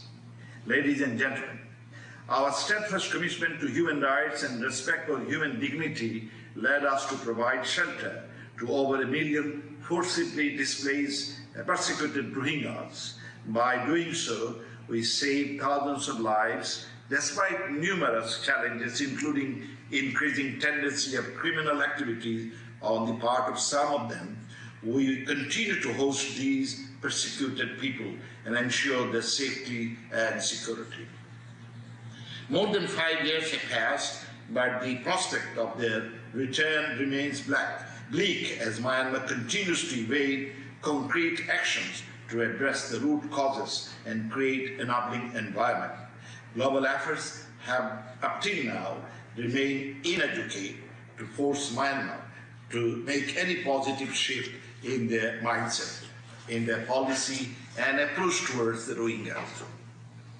We are alarmed as the World Food Programme has decided to reduce assistance to the camp dwellers for inadequate and ever-decreasing international financial support. We are aware that the international community has been emphasizing Myanmar's return to democracy since the military takeover 2 years back. However, that should not divert its attention from the misery of the Rohingyas, the return to their homeland with safety and dignity, and basic rights as part of durable solutions. The Rohingyas also deserve justice for the atrocity crimes they endured. We call on the international community to mount pressure on Myanmar so that it is obliged to fully comply with the ICJ order, cooperate with all human rights and international judicial mechanisms, create conducive environment in Rakhine, and commence repatriation immediately. Mr. President, I would like to quickly touch upon some global issues that need the Council attention. The COVID-19 pandemic, followed by food, fuel, finance crises created due to the ongoing war in Europe due to sanctions and counter-sanctions, have exaggerated pre-existing vulnerabilities in many societies, particularly in the developing and least developed countries, and accentuating poverty, underdevelopment, and depriving many of them from the enjoyment of their basic rights. Climate change is one of the greatest threats to the human rights of us and the succeeding generations. The cost of climate change is too high for countries that are the least contributor to it. Unfortunately, progress on the discussion on loss and damage and climate justice remains very slow and at times elusive. We would like to see that the Council articulates a strong message on addressing the root causes of climate change and accelerating global climate action to save lives and livelihoods and promote climate justice. Each year, nearly 650,000 residents of our coastal areas are being uprooted from their homes and their traditional jobs due to erratic climatic changes, and their right to have a decent living must be ensured. I would also like to highlight that migrants continue to face racism, discrimination, and stigmatization despite their significant contribution to the destination countries. Migrants have been disproportionately impacted due to job losses, salary cuts, discriminatory dismissals, withholding of benefits, and forced return during the COVID-19 pandemic. The Council should pay adequate attention to protection and promotion of the rights of migrants irrespective of their status. Excellencies, many of our countries are highly vulnerable to external economic and environmental shocks as they are plagued by growing poverty, hunger and malnutrition, inequality, digital divides, complex humanitarian emergencies, lack of institutional capacity, environmental degradation, climate change and disasters. For the millions of girls, boys, women and men living in these countries, development is one of the most urgent human rights imperatives. I would like to recall the Declaration on the Right to Development that articulated development as, and I quote, a comprehensive economic, social, cultural and political process which aims at the constant improvement of the well-being of the entire population, unquote. We must be able to imbibe the spirit and recognize right to development as an inalienable human right which essentially entitles every human person to enjoy economic, social, cultural and political development. States have obligations to collectively forge partnerships at global and regional levels to implement the right to development. I ask this solemn council to crystallize aspects under the right to development and realize them in letter and spirit. Development partners must come up with means of implementation, both technology transfer and funds, to achieve this goal. Mr. President, this year marks the 75th anniversary of the milestone document, Universal Declaration of Human Rights. This document is as relevant today as it was 75 years ago. The preservation of human rights set out in the Declaration is vital to each one of us. Violations of anyone's rights potentially undermine the rights of all of us. To conclude, I reiterate our commitment to continue working for ensuring human rights of all individuals all over the world, with the spirit of universality and without being selective. At the same time, being appreciative of advancement of societies and their own context. I thank you. Jai Bangla, Jai Bangabandhu. I thank His Excellency for the statement. I now have the honor to give the floor to His Excellency Nabil Ammar, Minister of Foreign Affairs and Migration and Tunisians Abroad of Tunisia. Excellency, you have the floor.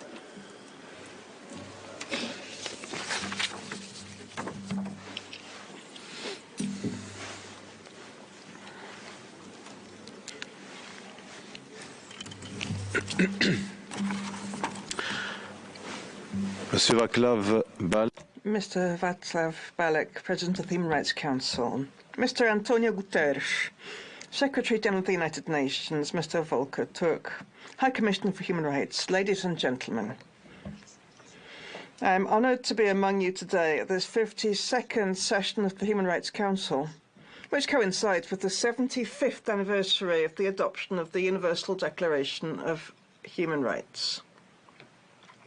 Here we renew our collective commitment to protecting human rights and fundamental freedoms on the basis of solidarity, cooperation, and mutual respect for state sovereignty.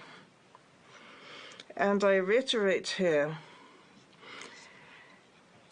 Tunisia's historic commitment to promote and protect human rights and freedoms and to cooperate constructively with all of the mechanisms of this Council. At each stage of its history, drawing lessons from the past. Tunisia presented in November 2022 its national report at the Universal Periodic Review. Last February, it presented its report to the Committee for the Elimination of Discrimination Against Women, and it is preparing to present its report to the Committee on the Rights of Persons with Disabilities in the next few days. President, in recent years, Tunisia has adopted a number of instruments and measures to strengthen the human rights system in institutional, legislative and practical terms. And this commitment is reflected in the new Constitution of 25th July 2022, which reflects the Tunisian people's aspiration to build a new republic and a true democracy that serves Tunisians. There is an entire chapter on individual and public rights and freedoms, freedom of belief and of conscience, freedom of opinion, of thought, of expression, freedom of information and to transmit information. The rights of women, equality of all citizens are reaffirmed with the state's obligation to protect, promote and develop the rights of women and ensure equal opportunities for men and women.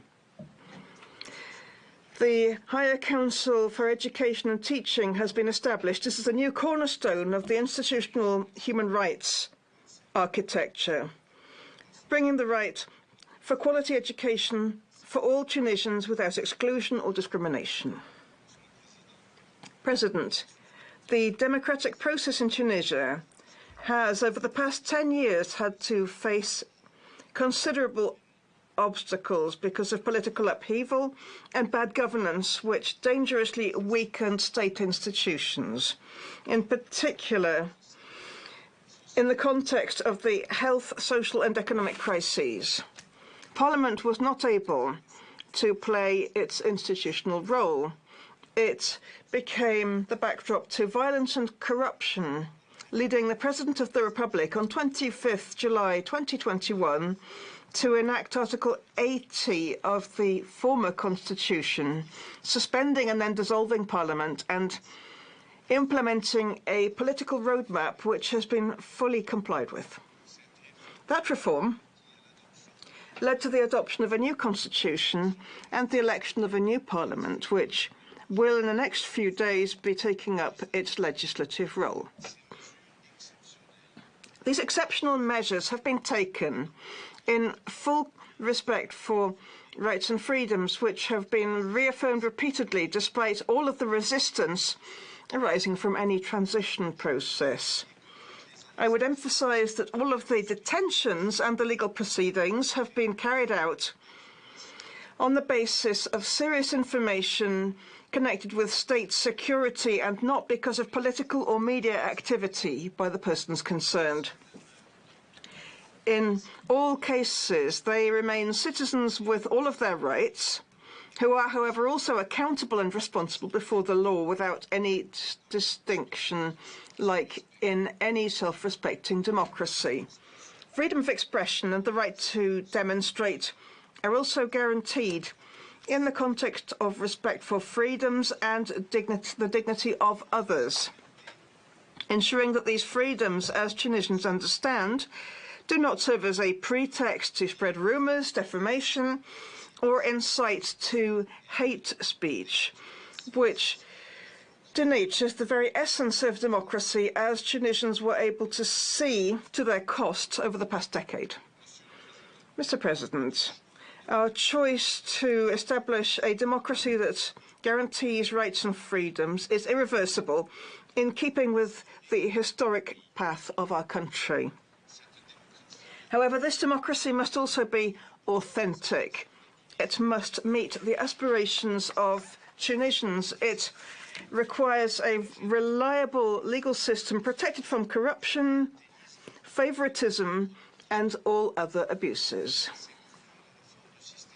Thus, reform of the legal system is an absolute priority to ensure that justice is free of all obstacles or pressure, so that justice may carry out its crucial role in combating corruption, terrorism, and impunity. The institutional architecture will be complemented by the creation of the Constitutional Court, which will allow Tunisia to reach a higher level of protection of rights and freedoms. Mr. President, human rights are universal, interdependent, and indivisible. The enjoyment of civil and political rights cannot be achieved, as experience of all countries shows, without strengthening economic, social and cultural rights, including the right to development. Tunisia's government has prioritised social and economic reforms, establishing the 2023 to 25 development plan, which confirms the country's commitment to making progress in achieving the Sustainable Development Goals. But this national effort requires additional resources, including the return of funds unlawfully transferred abroad, which belong to the people of Tunisia. Tunisia has only been able to regain a very small part of these. It depends on real willingness to cooperate by the countries where those funds were deposited, and we are still waiting for that. We call on all states members to support and adopt the draft resolution on the adverse effects of non-return of funds of unlawful origin to countries of origin on the enjoyment of human rights, submitted at this session by the African Group at the initiative of Tunisia, Egypt and Libya. Mr. President, the democratic reforming path followed by Tunisia is the result of the will of the Tunisian people. Throughout its history, it is determined to consolidate its democratic experience and continue its political progression towards a state based on the sovereignty of the people and the supremacy of the law. We call on all partners and the mechanisms of the Human Rights Council to hear and to respect the will of Tunisia's people and their wishes for reform and justice. We call on them to respect its sovereignty and to abstain from anything that could be perceived as interference in its internal affairs, any action that could affect the independence of the judiciary, and to seek objective cooperation through constructive, positive dialogue. Tunisia, in the context of its history, has always shown an irreversible commitment to rights and freedoms and to strengthening them. It has been able to contribute to enriching the human rights system through initiatives and resolutions internationally, which have made it a regional and international leader, and it will persevere in these efforts, addressing the challenges and the difficulties. Thank you very much.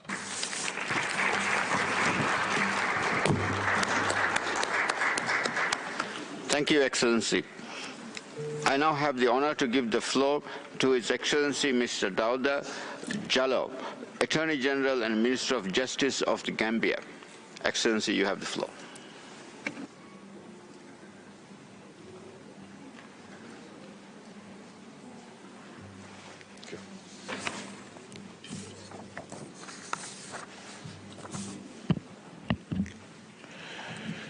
Mr. President, Excellencies, I am honored to represent the Gambia at this high-level segment of the 52nd session of the Human Rights Council.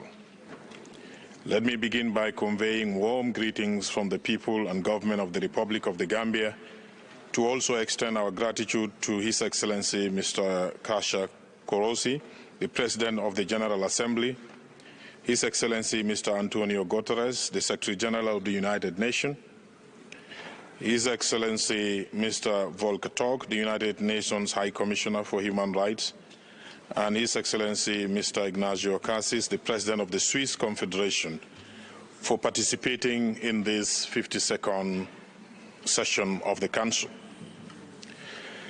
In the same vein, I would like to extend our warmest congratulations to the Czech Republic and His Excellency Ambassador Vaclav for assuming the presidency of the Council for the 17th cycle, and would also like to express Gambia's gratitude to member states for their support of the Gambia as a member of the Council and as Vice President representing the African Group in the Bureau during the 16th and the 17th cycles. Mr. President, Excellencies, as the world continues to witness gross human rights violations, including violations against women, children, persons with disabilities, human trafficking, and persecution of ethnic and religious minorities, the Gambia joins the international community in condemning these atrocities and reaffirms our commitment to the principles of universality, indivisibility, and interdependence of human rights.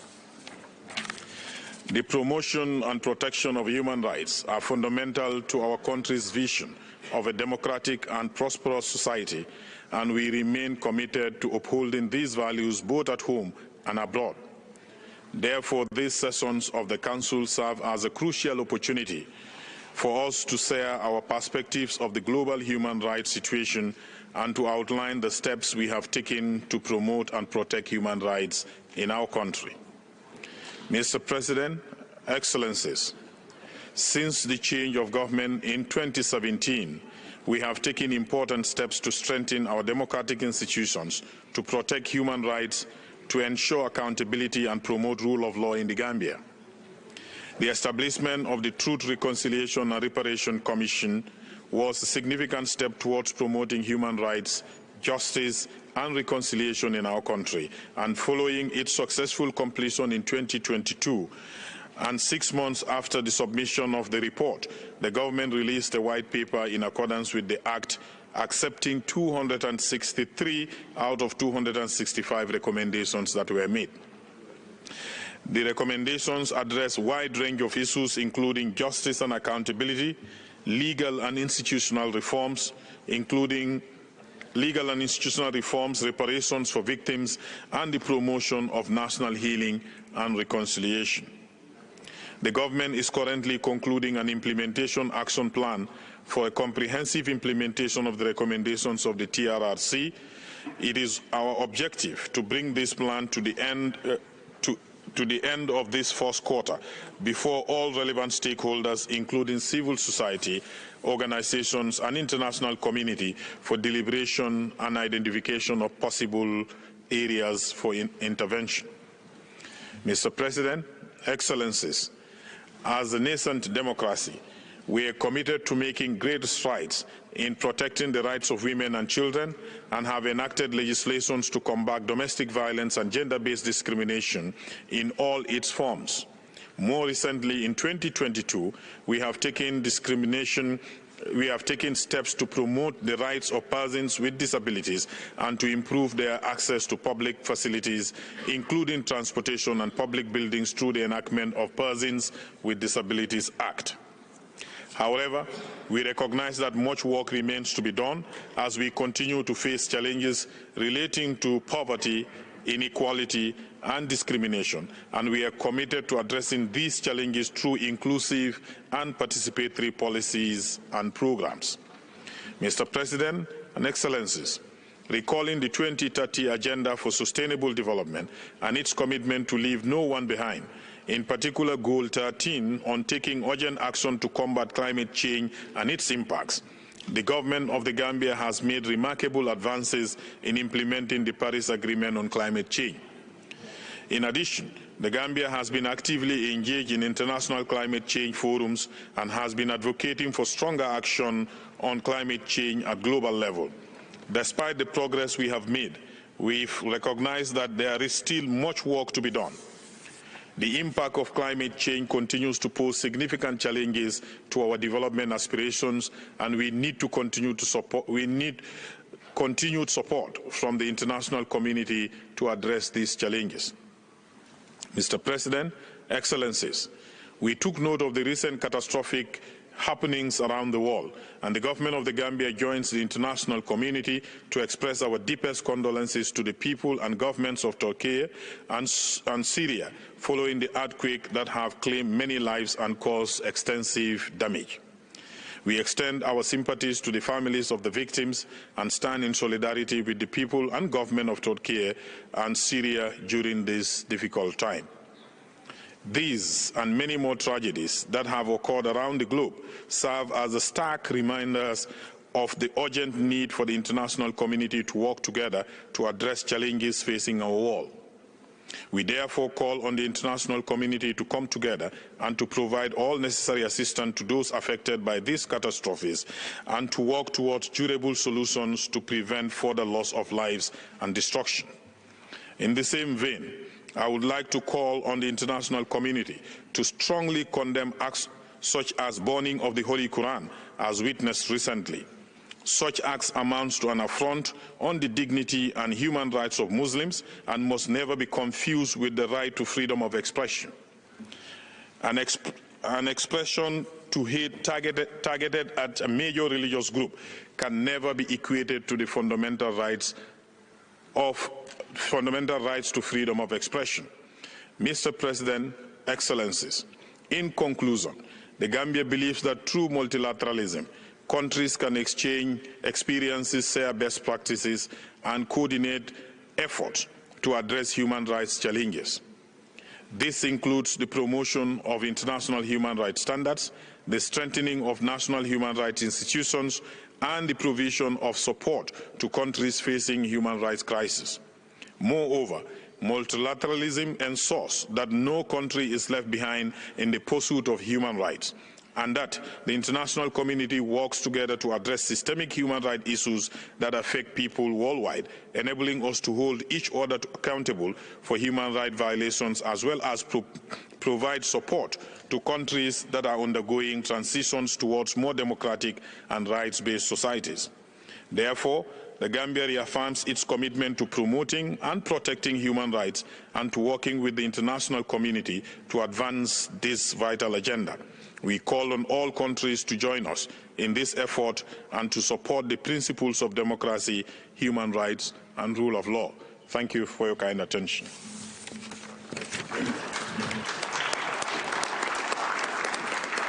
Thank you, Excellency. I now have the honor to give the floor to His Excellency Mr. Mohammed Lamin Tarawale, Attorney General and Minister of Justice of Sierra Leone. Excellency, you have the floor.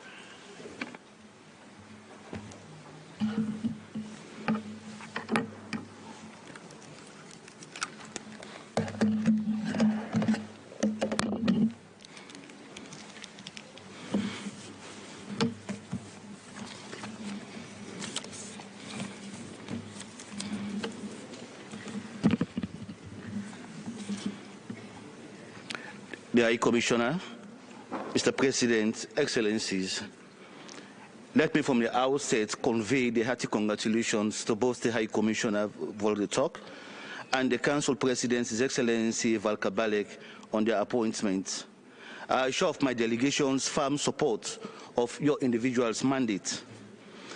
Mr. President, Excellencies, I'm honored and gratified to address this esteemed Council at this 52nd session of the Human Rights Council, which is being convened during one of the most challenging moments in this Council's recent history.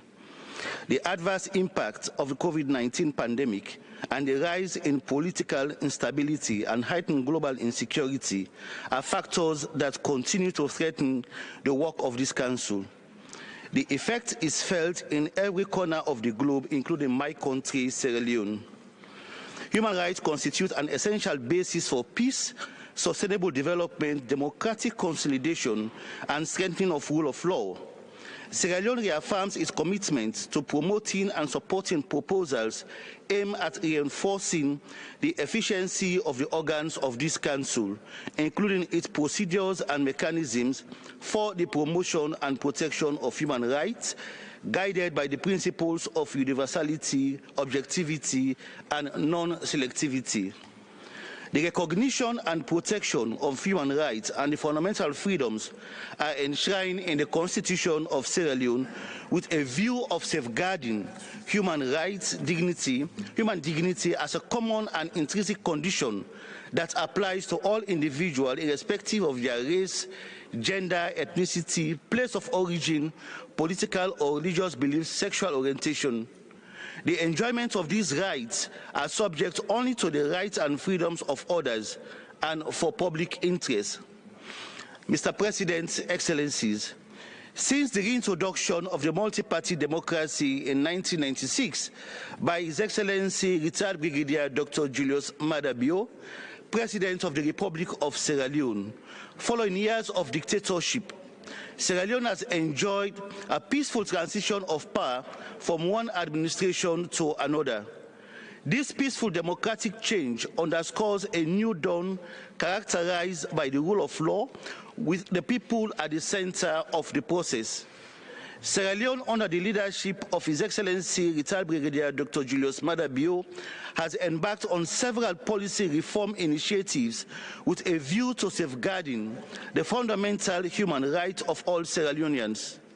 On that note, I am pleased to report that Sierra Leone has made remarkable strides in the promotion and protection of human rights.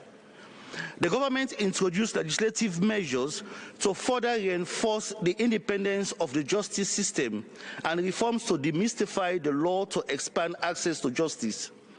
We sanctioned an unprecedented recruitment exercise to ensure the presence of judicial staff in every district in the country to service our courts, which culminated in the deployment of resident magistrates and judges in almost all districts in the country. This ambitious but worthy cause has considerably increased access to formal justice in hitherto hard-to-reach areas in the provinces. In addition, specialized courts have been established, such as the Anti-Corruption Court, the Sexual Offences Model Court, Social Security Court, and Small Claims Court. All these are steps to make justice not only accessible, but expeditious as well. There has been a considerable increase in the budgetary support to the judiciary, with judicial staff benefiting from improved conditions of service to help bring them in line with their counterparts in the sub-region. In a bid to strengthen democratic good governance and national cohesion, we have established a peace as well as a civic education commission, while consolidating the rule of law institutions such as the Human Rights Commission, which has recently re-accredited with a Grade A status for the third consecutive time by the Global Alliance for National Human Rights Institutions. Sierra Leone has established the Justice Sector Monitoring and Evaluation Unit and the Justice Sector Coordination Unit with the aim of promoting interaction between community justice providers and the formal justice system. We have rolled out a diversion and alternatives to detention framework for children through public engagement in all police stations throughout the country. Gender equality is a basic human right, and it is also fundamental to having a peaceful, prosperous world. The Hands Off Our Girls campaign, an initiative by the First Lady of the Republic of Sierra Leone to protect women and girls from sexual abuse and exploitation. During the 76th session of the United Nations General Assembly, the President of Sierra Leone made a passionate plea for global solidarity on access to justice and remedies for survivors of sexual violence. He cited measures such as the establishment of the Sexual Offences Model Court in 2020 to fast-track sexual offences. Sierra Leone recognizes and is committed to gender equality and women's empowerment as a crucial element of attaining sustainable peace and social and economic development in the country. In this regard, our Parliament in November 2022 unanimously passed the Gender Equality and Women's Empowerment Bill and was signed into law by His Excellency the President Julius Maada Bio. This law is a monumental and advancement for gender equality in Sierra Leone, as it guarantees improvements to women's access to finance, employment opportunities, equal pay, maternity leave, women's participation, and political representation. The law establishes 30% quota for women's participation in government for both appointed positions, including cabinet, ministry, and ambassadorial roles, and elected positions such as parliamentary and local council seats. Mr. President, Excellencies, during the adoption of our third cycle UPR report, we took further steps to accept hereto recommendations that were noted following the previous UPRs, especially those on the ban against pregnant girls, sexual and gender-based violence, criminal libel, death penalty, because of a genuine desire and strong commitment to protect, promote, and respect human rights of those groups of persons most impacted by our decisions to note those recommendations. In this regard, a significant human rights milestone was achieved, and in the abolition of the death penalty and the repeal of the criminal libel law, which was a very great stride. We believe in the sanctity of life of every citizen, and that the death penalty was an inhumane form of punishment that violates the right to life and all human rights standards. Therefore, in July 2021, our Parliament again unanimously abolished the death penalty. By passing the Abolition of Death Penalty Act 2021, we committed to never again execute anyone for any reason whatsoever. In addition to further consolidate our democratic good governance and human rights, the President signed into law a repeal and expunge the criminal libel law, which criminalized free speech. In Sierra Leone today, Mr. President, Excellencies, no journalists, politicians, or human rights defenders and activists are in prison for expressing their views or defending human rights of others. From our third cycle of the UPR, we recognize some recommendations like those on consensual same-sex relationship and the criminalization of female genital mutilation are highly aspirational or acts to achieve ideals or outcomes that conflict with our national laws and cultural values. We subscribe to the principle that all human rights are indivisible, interdependent, and interrelated. Accordingly, this principle must be understood within the context of our national laws and cultural values that are quintessential to the identity of any society. Let me reiterate that our conviction in strengthening and improving our human rights situation is not motivated by sentiment and optimism, but rather it is rooted in our commitment and resolve, capacity, and wartime experience to never again allow ourselves, our government, and/or our laws to be used as instruments or be complicit in human rights violations. Mr. President, Excellencies, another significant human rights milestone is that we have signed all 9 fundamental human rights treaties and submitted initial and periodic reports on 5 of the treaties. These are clear demonstrations that as a nation, we are committed to undertaking actions that will improve our human rights record and our sustained engagements with these international human rights mechanisms demonstrate our government's commitment in this regard. We shall continue to collaborate and effectively participate in the affairs of all established regional and sub-regional human rights treaty bodies. Mr. President, Excellencies, the promotion and protection of human rights have often focused more on strengthening civil and political rights than on strengthening economic, social, and cultural rights. However, Sierra Leone continues to focus on both.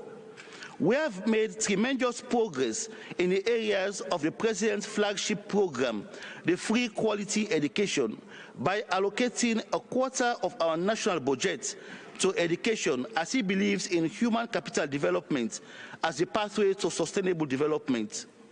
We have also improved food security, increased access to reliable and affordable energy, made remarkable strides in the fight against corruption and justice sector reforms. We have expanded and improved healthcare, disease prevention, control and surveillance, healthcare delivery, which has led to a significant decrease in the maternal mortality rate. Mr. President, Excellencies, my government is resolved to make Sierra Leone safe, for all, and our respect for fundamental human rights shall not be derailed. My government is saddened by the events of August 10, 2022, a violent insurrection which led to the loss of lives and property. My government has taken concrete steps to hold accountable all those involved, irrespective of their political persuasion or clout. Mr. President, Excellencies, we reaffirm our unflinching support for this Council's Resolution 910 to help promote economic, social, and environmental policies and actions that would protect people and nature.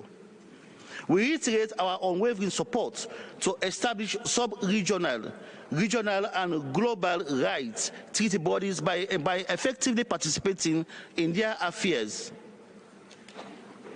Let me conclude, Mr. President, Excellencies, by reiterating our full support and commitment for the work of this Council. As I return to Capital, I wish all of you a successful and fruitful 52nd session of this body. On behalf of the President and the people of Sierra Leone, and on behalf of my delegation, I thank you all.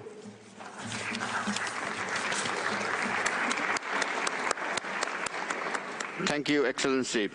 I now have the honor to give the floor to His Excellency Mr. Omar Ahmad Berjinzi, Deputy Minister of Foreign Affairs of Iraq.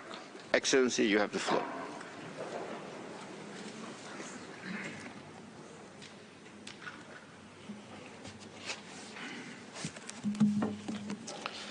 بسم الله الرحمن الرحيم. السيد رئيس مجلس حقوق الإنسان. President of the Human Rights Council, High Commissioner for Human Rights, Excellencies, ladies and gentlemen, it is my very great pleasure to take part in the high-level segment of the 52nd session of the Human Rights Council and to address you on behalf of His Excellency Mr. Fuad Hussein, Vice Prime Minister and Minister of Foreign Affairs of the Republic of Iraq. I'd like to congratulate Mr. Václav Balek for his election as President of the Human Rights Council for 2023. I congratulate the members of the Bureau and wish them every success in their mission. I also present my congratulations to Mr. Volker Turk for his nomination as High Commissioner for Human Rights. President, since the high-level segment of last year, Iraq has undertaken developments on the legislative and institutional levels. On the 27th of October 2022, the new Iraqi government, headed up by His Excellency President Mohammed al-Sudani, gained the confidence of the Iraqi Parliament and presented an ambitious program for government which had a number of pillars relating to reform in the economic, finance and services sectors and the establishment of effective tools to combat corruption in all its forms, as well as to combat poverty, unemployment, and the stepping up of the reconstruction process of the freed areas which were under the control of Islamic State, as well as the finalization of a number of domestic dossiers on the basis of human rights. The aim of these measures is to establish good governance and lessen the challenges faced by citizens while combating inflation, establish stability, guarantee the respect for law, return the prestige of the country and support the people, including young people generally. A minister has been designated whose mandate is to immediately combat all human rights violations, without forgetting the drafting of legislation, policies and national plans in line with the provisions of the Iraqi constitution and international human rights bodies. President, at the legislative level, the Iraqi government is working hand in hand with the parliament to review the law on freedom of expression, freedom of assembly, and freedom of peaceful protest, as well as on the review of the law to combat terrorism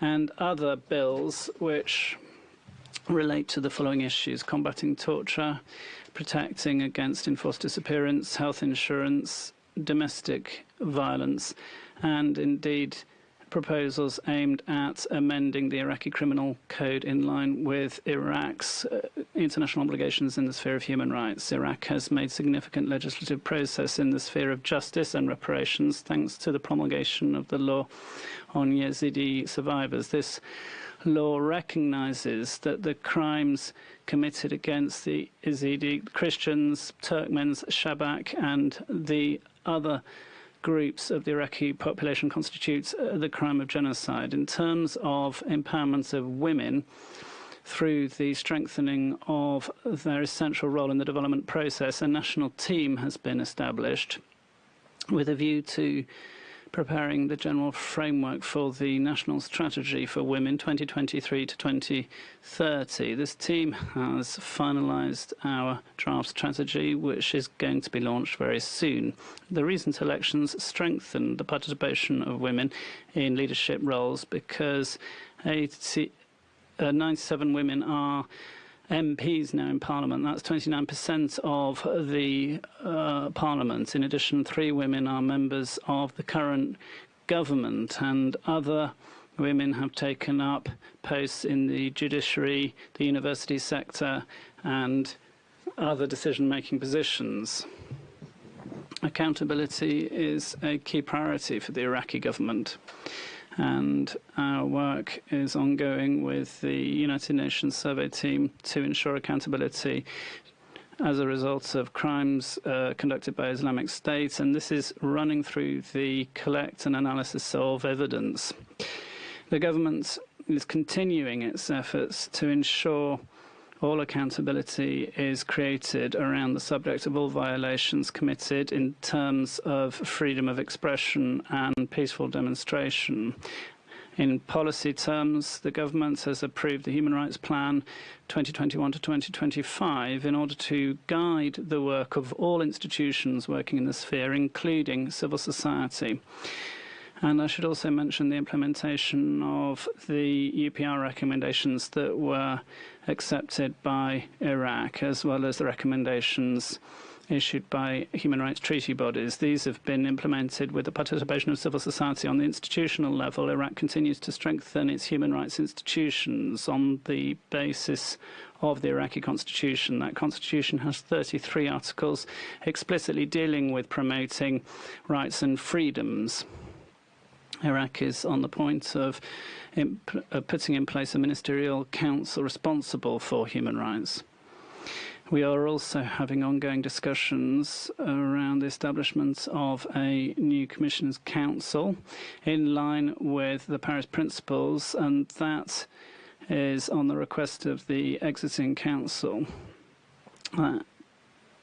Has respected its commitments and also has allocated the necessary human and financial resources in line with the principles governing the NHRIs. President, in the context of our international obligations, we have reviewed this and submitted the latest report to the ICCPR, the second periodic report on the Convention Against Torture and Other Cruel and Inhuman Degrading Treatment or Punishment, was reviewed in April 2022. In addition, Iraq has also submitted its 5th periodic report on economic, social and cultural rights. And the report, indeed, the midterm report on the UPR. Iraq will also be submitting its report on the elimination of all forms of racial discrimination once the draft report has been approved at national level. Iraq also hosted the International Committee on Combating the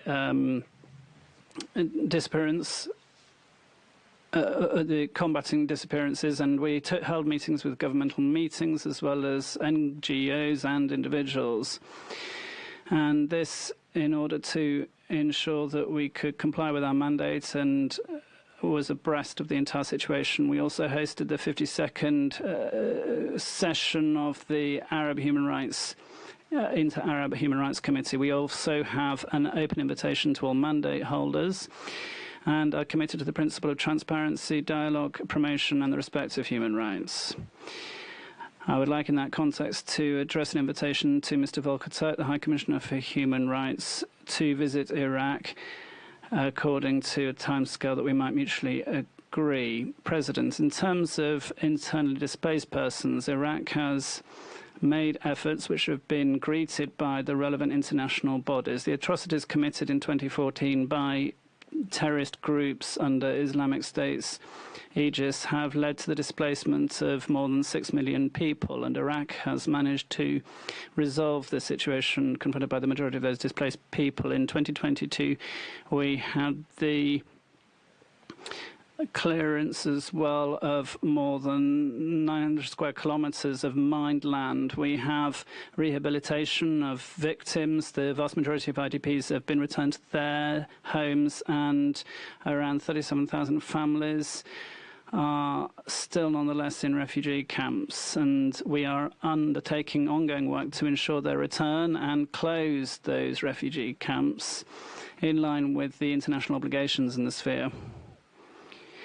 Turning to the Yazidi, the Cabinet approved on the 12th of December 2022 a decree recognizing properties of Yazidi in Sinjar after 47 years refusing to recognize their right to own property due to discriminatory and exclusive policies practiced by the previous dictatorship. This decision is now being made in the context of the clear and explicit will of the Iraqi government to take care of all components of Iraqi society, including the Yazidi. We reiterate our commitment to the values which strengthen family values, the threshold, the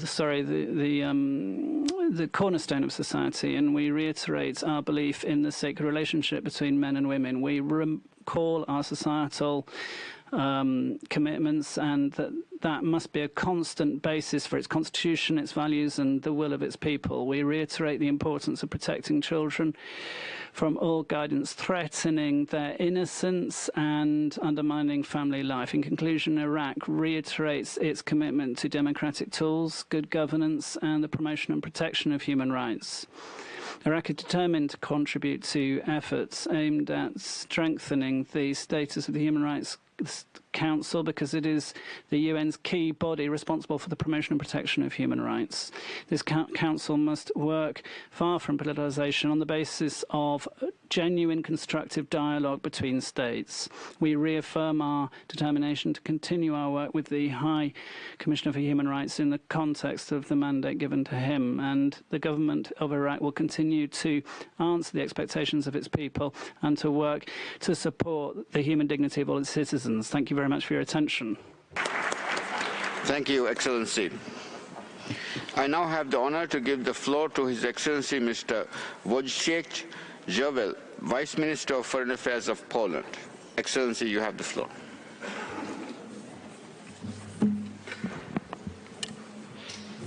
Mr. Vice President, Excellencies, ladies and gentlemen, it is my great pleasure to address this Council. Over the last 3 years, Poland, as a proud member of the Council, called for respect for values and principles enshrined in the UN Charter, Universal Declaration of Human Rights, and international law. Let me reaffirm Poland's unwavering commitment to human rights and fundamental freedoms around the world, and to underline the importance of multilateralism.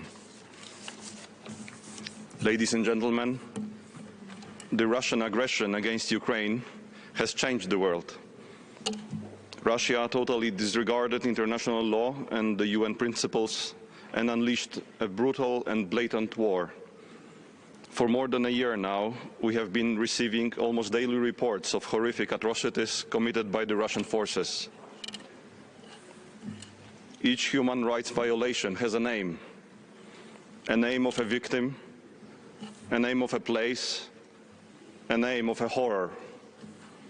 Mariupol, Bucha, Irpin, Hostomel, killings, torture, sexual violence, arbitrary detentions, enforced disappearances, intentional attacks on civilian infrastructure, unlawful deportations, missile attacks on Ukrainian cities.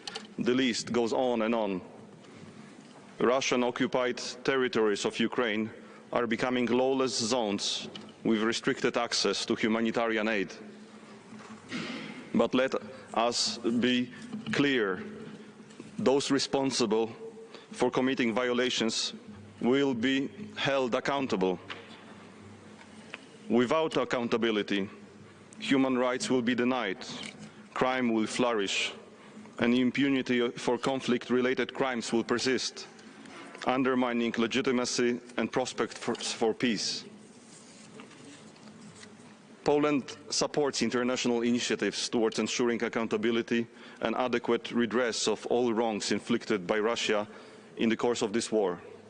The Commission of Inquiry on Ukraine, established last year by this Council, is an important element on this path. We will further support Human Rights Council mechanisms to seek justice for all victims of this unjustified invasion and to put an end human rights violations. Luckily, there is still a lot of compassion and solidarity around the world. International community stepped up and provided assistance to refugees fleeing Ukraine.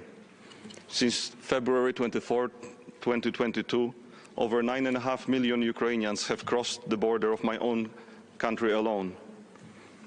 I am proud to say that 1.5 million Ukrainian refugees found protection in Poland and enjoy the same access to public services as Polish citizens.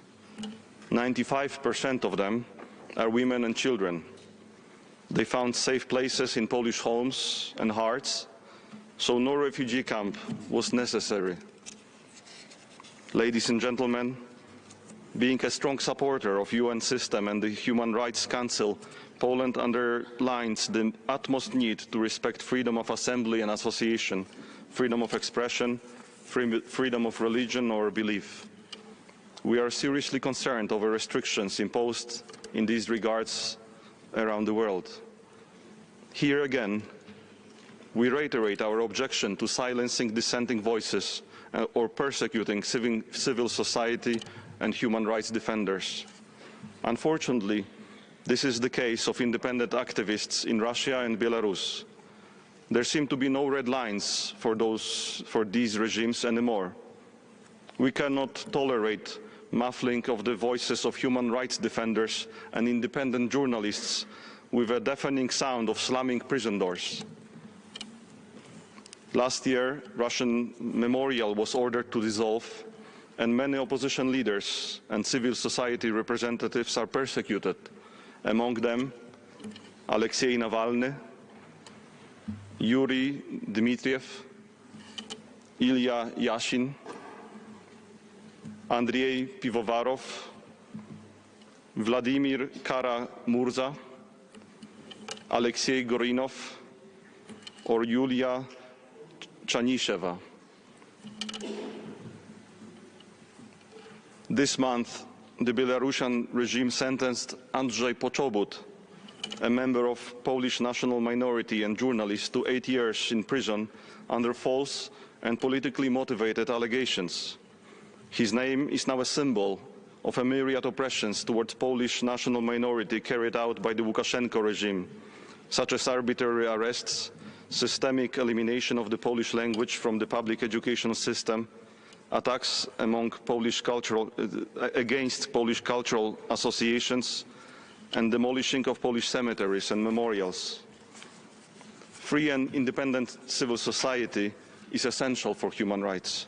We trust that the Nobel Peace Prize awarded last year to human rights advocates, Ales Bialyatsky from Belarus, the Russian Memorial, and the Ukrainian Center for Civil Liberties, will be an encouragement for those struggling for truth, peace, and democracy in other parts of the world. I call upon Russian and Belarusian authorities to abide by international human rights obligations. Here I can only add Poland's solid support for all Human Rights Council special procedures and mechanisms. In particular, let me highlight the newest mandate of the Special Rapporteur on Human Rights Situation in Russia, which we hope will swiftly become operational. Ladies and gentlemen, promotion and protection of the right to freedom of religion or belief for all individuals will remain Poland's top priority. In the 21st century, there is no place for discrimination, intolerance and violence, especially towards those belonging to religious minorities, as we observe in Nigeria, Iraq or Crimea. We also remain committed to protecting those in vulnerable situations, women, children and persons with disabilities, especially in conflict situations. We underline the importance of access to education by women and girls. Poland strongly opposes women's exclusion from political, economic, educational and social life. We find it unacceptable that some countries around the world, such as Iran and the DPRK, still use death penalty, which is a serious violation of human rights and human dignity. Poland will stand for promoting principles of democracy and good governance. It is through just and transparent institutions that human rights can be best fulfilled. Ladies and gentlemen, only by working together will we be able to overcome the challenges we face. I believe that the 75th anniversary of the Universal Declaration of Human Rights should inspire our collective efforts to protect, promote and fulfill human rights around the world. I thank you for your consideration.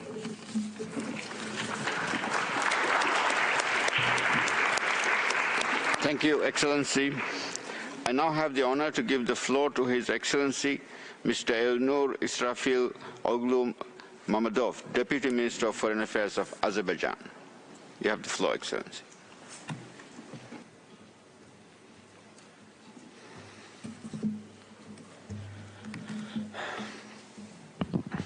Mr. President, Excellencies, ladies and gentlemen, at the outset, let me express my appreciation for the opportunity to address the 52nd session of the Human Rights Council.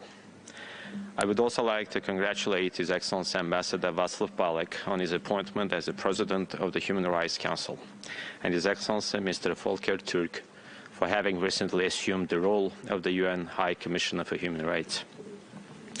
I am delivering this statement on a very symbolic day for Azerbaijan-UN relations, since today, March 2nd, marks the 31st anniversary of the membership of Azerbaijan to the United Nations family. Over the past 3 decades, Azerbaijan has proved itself as a responsible member of the UN. Through its engagement across the 3 pillars of the UN activities, peace and security, development and human rights, Azerbaijan has been contributing to the achievement of the purposes and advancement of the principles enshrined in the UN Charter. As one of the founding members of the Human Rights Council, Azerbaijan has been supporting the role of the HRC as a credible and responsive global human rights body. As we mark this year the 75th anniversary of the Universal Declaration of Human Rights, Azerbaijan remains actively engaged in cooperation and intends to further extend constructive dialogue with the UN human rights bodies and mechanisms. In 2022 and early this year, periodic reports of Azerbaijan under the International Convention on the Elimination of all forms of racial discrimination, the Convention on the Elimination of all forms of discrimination against women, and the Convention on the Rights of the Child were successfully reviewed. The Republic of Azerbaijan is resolute in its continued efforts to provide for strong, cohesive and targeted global actions to recover better from COVID-19. In this regard, the initiative on establishing a UN high-level panel on global recovery from COVID-19 put forward by the President of Azerbaijan is being discussed at the Non-Aligned Movement Contact Group Summit meeting, which is held in Baku today. In its resolution 49/8, initiated by Azerbaijan on behalf of the NAM, the Human Rights Council decided to hold a high-level meeting commemorating the 35th anniversary of the Declaration on the Right to Development at its current session. The meeting, organized here 2 days ago by Azerbaijan in cooperation with OHCHR, provided an opportunity for the international community to demonstrate and reaffirm its commitment to the effective realization of the right to development. Our government is steadfast in its determination to ensure the equal enjoyment of human rights and freedoms by all of its citizens. The ongoing reforms encompass a wide range of activities, including adoption of new legislative acts, improvement of social protection of the population, particularly of vulnerable groups, support to the development of judiciary, public administration, and the like.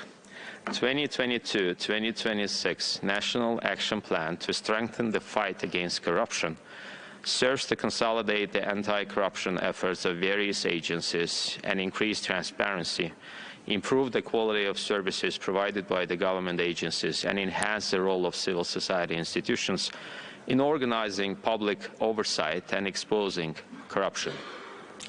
The State Agency for Public Service and Social Innovations under the President of Azerbaijan ensures uniformed and coordinated public services delivery and brings together representatives of government agencies and private companies in providing more than 300 services through a public-private partnership. The winner of United Nations Public Service Award, Asan Service, has recently been awarded the Global Government Excellence Award for promoting innovation in government practices and building prosperous societies. Having said that, I am pleased to inform that Azerbaijan, together with other members of the core group, will present a draft resolution on promoting human rights and the SDGs through transparent, accountable, and efficient public service delivery as a follow-up to the Resolution 37/7 on the same topic, which was adopted by consensus by this Council in 2018. Mr. President, we condemn the rising phenomena of racism, racial discrimination, and xenophobia in some parts of the world. The recent despicable acts against Holy Quran constitute hate crime and are a clear example of Islamophobia. The state should take appropriate measures with a view to addressing these actions and promoting interfaith and intercultural dialogue. Dear colleagues, my country has entered a strategic phase in the post-conflict era following liberation of our sovereign and internationally recognized territories, which were under unlawful military occupation by Armenia for almost 3 decades. The occupation, which was unanimously condemned by the United Nations Security Council in its 4 resolutions adopted in 1993, which resolutions were ignored by Armenia. Rehabilitation and reconstruction of now liberated territories have been identified as one of the main directions of the development priority of Azerbaijan in the coming years. One of the most important obstacles hampering this process and the safe and dignified return of hundreds of thousands of Azerbaijanis ethnically cleansed from their homeland by Armenia is massive contamination of these territories with mines laid during the years of occupation, and Armenia's blatant refusal to release accurate maps of these minefields. Since the end of the conflict in 2020, 282 Azerbaijanis have fallen victims of mine explosions. The 30-year-long occupation of our territories and long-standing aggression by Armenia was one of the key factors seriously impeding the full-fledged implementation of the relevant SDGs by Azerbaijan. The liberation of Azerbaijani territories revealed the full extent of the ecocide and adverse irreversible impact to the ecosystem committed by Armenia. Last year, United Nations Environmental Programme undertook a scoping mission to the liberated territories of Azerbaijan, which revealed massive damage to the environmental ecosystem in the formerly occupied territories, as well as illegal mining and quarrying operations, which were described as, and I quote, some of the most aggressive and destructive forms of quarrying, end quote, that were carried out without due regard to the environmental impact. We have initiated several international legal proceedings in various fora in order to hold Armenia to account for the devastating consequences of the armed aggression against Azerbaijan.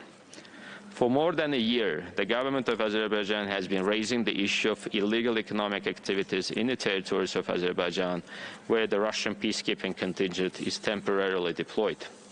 The government of Azerbaijan has taken a series of steps to address through dialogue the issue of continued illegal exploitation of mineral deposits in that area, including its harsh environmental consequences. However, the Armenian side blocked the access to this territory and has caused the legitimate objection of the Azerbaijani public. Since last December, a group of civil society representatives started a peaceful demonstration demanding the prevention of illegal exploitation of natural resources of Azerbaijan and abuse of the Lachin Road, which is intended for humanitarian purposes, in line with the trilateral statement signed in November 2020. Recently, the International Court of Justice has also considered this matter. We welcome the court's rejection of Armenia's requested measures requiring Azerbaijan to cease its alleged orchestration and support of the peaceful protest and immediately restore the provision of natural gas and other utilities to Karabakh. The court also took note of our representation that Azerbaijan has and undertakes to continue to take all steps within its power and at its disposal to guarantee safe movement along the Lachin Road. The order also supports Azerbaijan's long-standing position that it is not responsible for the protests of a group of civil society organizations and is not obligated to prevent them from exercising their legitimate right to protest. On a related note, we call on Armenia to comply with the legally binding order of the court issued against Armenia on 7 December 2021 and demanding that Armenia take all necessary measures to prevent the incitement and promotion of racial hatred, including by organizations and private persons on its territory, targeted at persons of Azerbaijani national or ethnic origin. The large-scale innovative initiatives and incentives launched in the liberated areas of Azerbaijan, such as Green Energy Zone, Smart City, the target to turn this area into a net zero emission zone by 2050 will altogether transform the liberated territories into one of the most developed and cleanest regions of Azerbaijan. I am glad to inform you that the first displaced families have started returning to their homes in a newly rebuilt village in the Dangilan district of Azerbaijan after 30 years. Azerbaijan remains committed to regional peace, stability, and development. Establishing good neighborly relations is a key for building secure, stable, and prosperous South Caucasus through full-fledged regional normalization. It was Azerbaijan that, after the end of the conflict, initiated the process of normalizing of interstate relations with Armenia, based on mutual respect for each other's sovereignty and territorial integrity within the internationally recognized borders. We call on Armenia to return to the negotiating table to achieve these long-term objectives in the interest of both nations and seek support of the international community to this end. On a separate track, we have also initiated talks with local Armenian residents of the Karabakh region of Azerbaijan with the aim of their full reintegration into the Azerbaijani society.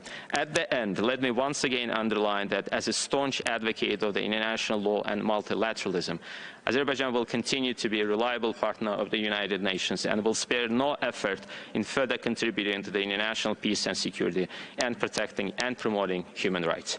I thank you. Thank you, Excellency. I now have the honor to give the floor to His Excellency Mr. Josip Brkić, Deputy Minister of Foreign Affairs of Bosnia and Herzegovina. Excellency, you have the floor.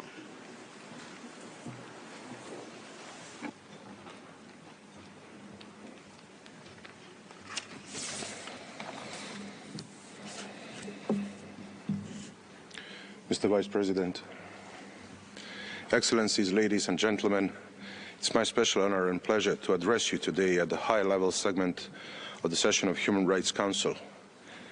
I take this opportunity to express Bosnia and Herzegovina position and to summarize our accomplishments and improvements at the national, global level in the protection of human rights during the last year. At the outset, I would like to commend and support the efforts and role of Human Rights Council have played in the arena of protection and promotion of human rights globally, and also focusing on specific countries as well as the respective thematic issues. Congratulating Ambassador Václav Balek on taking over the important position of the President of the Human Rights Council in 2023, and to express our gratitude for the dedicated work that Ambassador Federico Villegas carried out presiding over the Council in 2022. Also allow me to congratulate Volker Türk, newly appointed High Commissioner, and his office's proactive role in addressing challenges facing all our societies, despite the financial constraints and crisis that continues to challenge all of us, particularly in the context of human rights. I would like to reiterate our support to Turkey and Syria after devastating earthquakes. Our record times Bosnia and Herzegovina dispatched rescue teams to assist in the rescue operations. We also sent a number of convoys with the most urgent aid and items to the affected areas and provided financial support. As we gathered here today, unfortunately we mark 1 year of the Russian aggression in Ukraine with no clear perspective of the ending of the conflict. We are concerned by the rising civilian death toll, mass displacement and the destruction of civilian objects. The humanitarian situation in Ukraine worsened sharply in 2022, where a large number of people have to leave Ukraine, resulting in a major humanitarian crisis. We welcome recent UNOCHA and UNHCR appeal for Humanitarian Response Plan 2023 requesting $5.6 billion to ease the suffering of millions of people affected. This being said, I would like to emphasize that Bosnia and Herzegovina is ready to share its experience and lessons learned from the horrific experience we passed through not so long ago. If anyone understands the horrors of war, it is Bosnia and Herzegovina, because we went through war in the 90s that left deep scars. We are witnessing gross violations of international human rights law, possible war crimes and serious violations of humanitarian law in Ukraine. Bosnia and Herzegovina supports all efforts of the international community to end the gross violations of fundamental rights of Ukrainian people. To this regard, our country has aligned itself with statements and declarations of the UN, EU, as well as restrictive measures related to the situation in Ukraine. More recently, just a few days ago, we endorsed the last UN General Assembly resolution underscoring the urgency to find a lasting peace in Ukraine. Ladies and gentlemen, after general elections in October 2022, we have, in record time, established the government in Bosnia and Herzegovina. Furthermore, as it was agreed by all ruling parties, the electoral law should be amended no later than 6 months from the establishment of government of Federation of Bosnia and Herzegovina. These amendments are also the part of the obligations that the parliamentary majority has got from the Constitutional Court of Bosnia and Herzegovina and the European Courts of Human Rights. As there are several models, several solutions that still need to be redefined, I'm convinced that we will come to engagement about the amendments very soon. There is a political will on all sides for that. We are witnessing positive steps regarding our future in the European Union as we have obtained the candidacy status for the membership in the EU in December 2022. As a candidate for full membership in the European Union, we will use this an additional impetus to align ourselves more closely with EU standards, including in the area of human rights and fundamental freedoms. There are challenging times ahead of us, but we are committed to reform process and fulfill 14 priorities of the EU path as well as NATO integration. As a signatory state of numerous human rights conventions, Bosnia and Herzegovina will continue to fulfill its commitment under the human rights instruments, especially in relation to the rights of refugees and displaced persons, the rights of child, the rights of national minorities, efforts to eliminate racism, racial discrimination, xenophobia and similar intolerance, and advocates for their fulfillment by other states, member states of the UN and the Council of Europe. In this regard, the visit of Ms. Michelle Bachelet, former High Commissioner, last June to Bosnia and Herzegovina provided an important opportunity to discuss an area of human rights issues and challenges that we in Bosnia and Herzegovina, along with our institutions, including civil society, have been striving to uphold and implement on a sustainable basis. Last December, we also had a visit by the subcommittee on the prevention of torture. We are waiting for the report, which will contain the subcommittee's observations and recommendations to improve the legal framework and the implementation mechanism. This January, a special rapporteur on the promotion and protection of human rights and fundamental freedoms while countering terrorism also paid a visit to Bosnia and Herzegovina. The rapporteur welcomed the preliminary action undertaken by our government to enable and support speedy repatriation of our citizens caught in Syrian conflict. We stay committed to implementation of the recommendations regarding the third periodic report within the framework of the Universal Periodic Review process, as we are getting ready to fulfill our obligations under the framework preparing for the fourth UPR cycle. Bosnia and Herzegovina has recognized the importance of the Agenda 2030 as an opportunity to significantly improve social, economic and environmental aspects of life within the country and to enhance the regional cooperation. We will continue to implement this agenda and sustainable development goals. Bosnia and Herzegovina will continue to engage in the work of multilateral fora about human rights and humanitarian issues and is a strong proponent of the protection of human rights and fundamental freedoms in compliance with the international instrument that has signed and obligations deriving from those treaties. Thank you.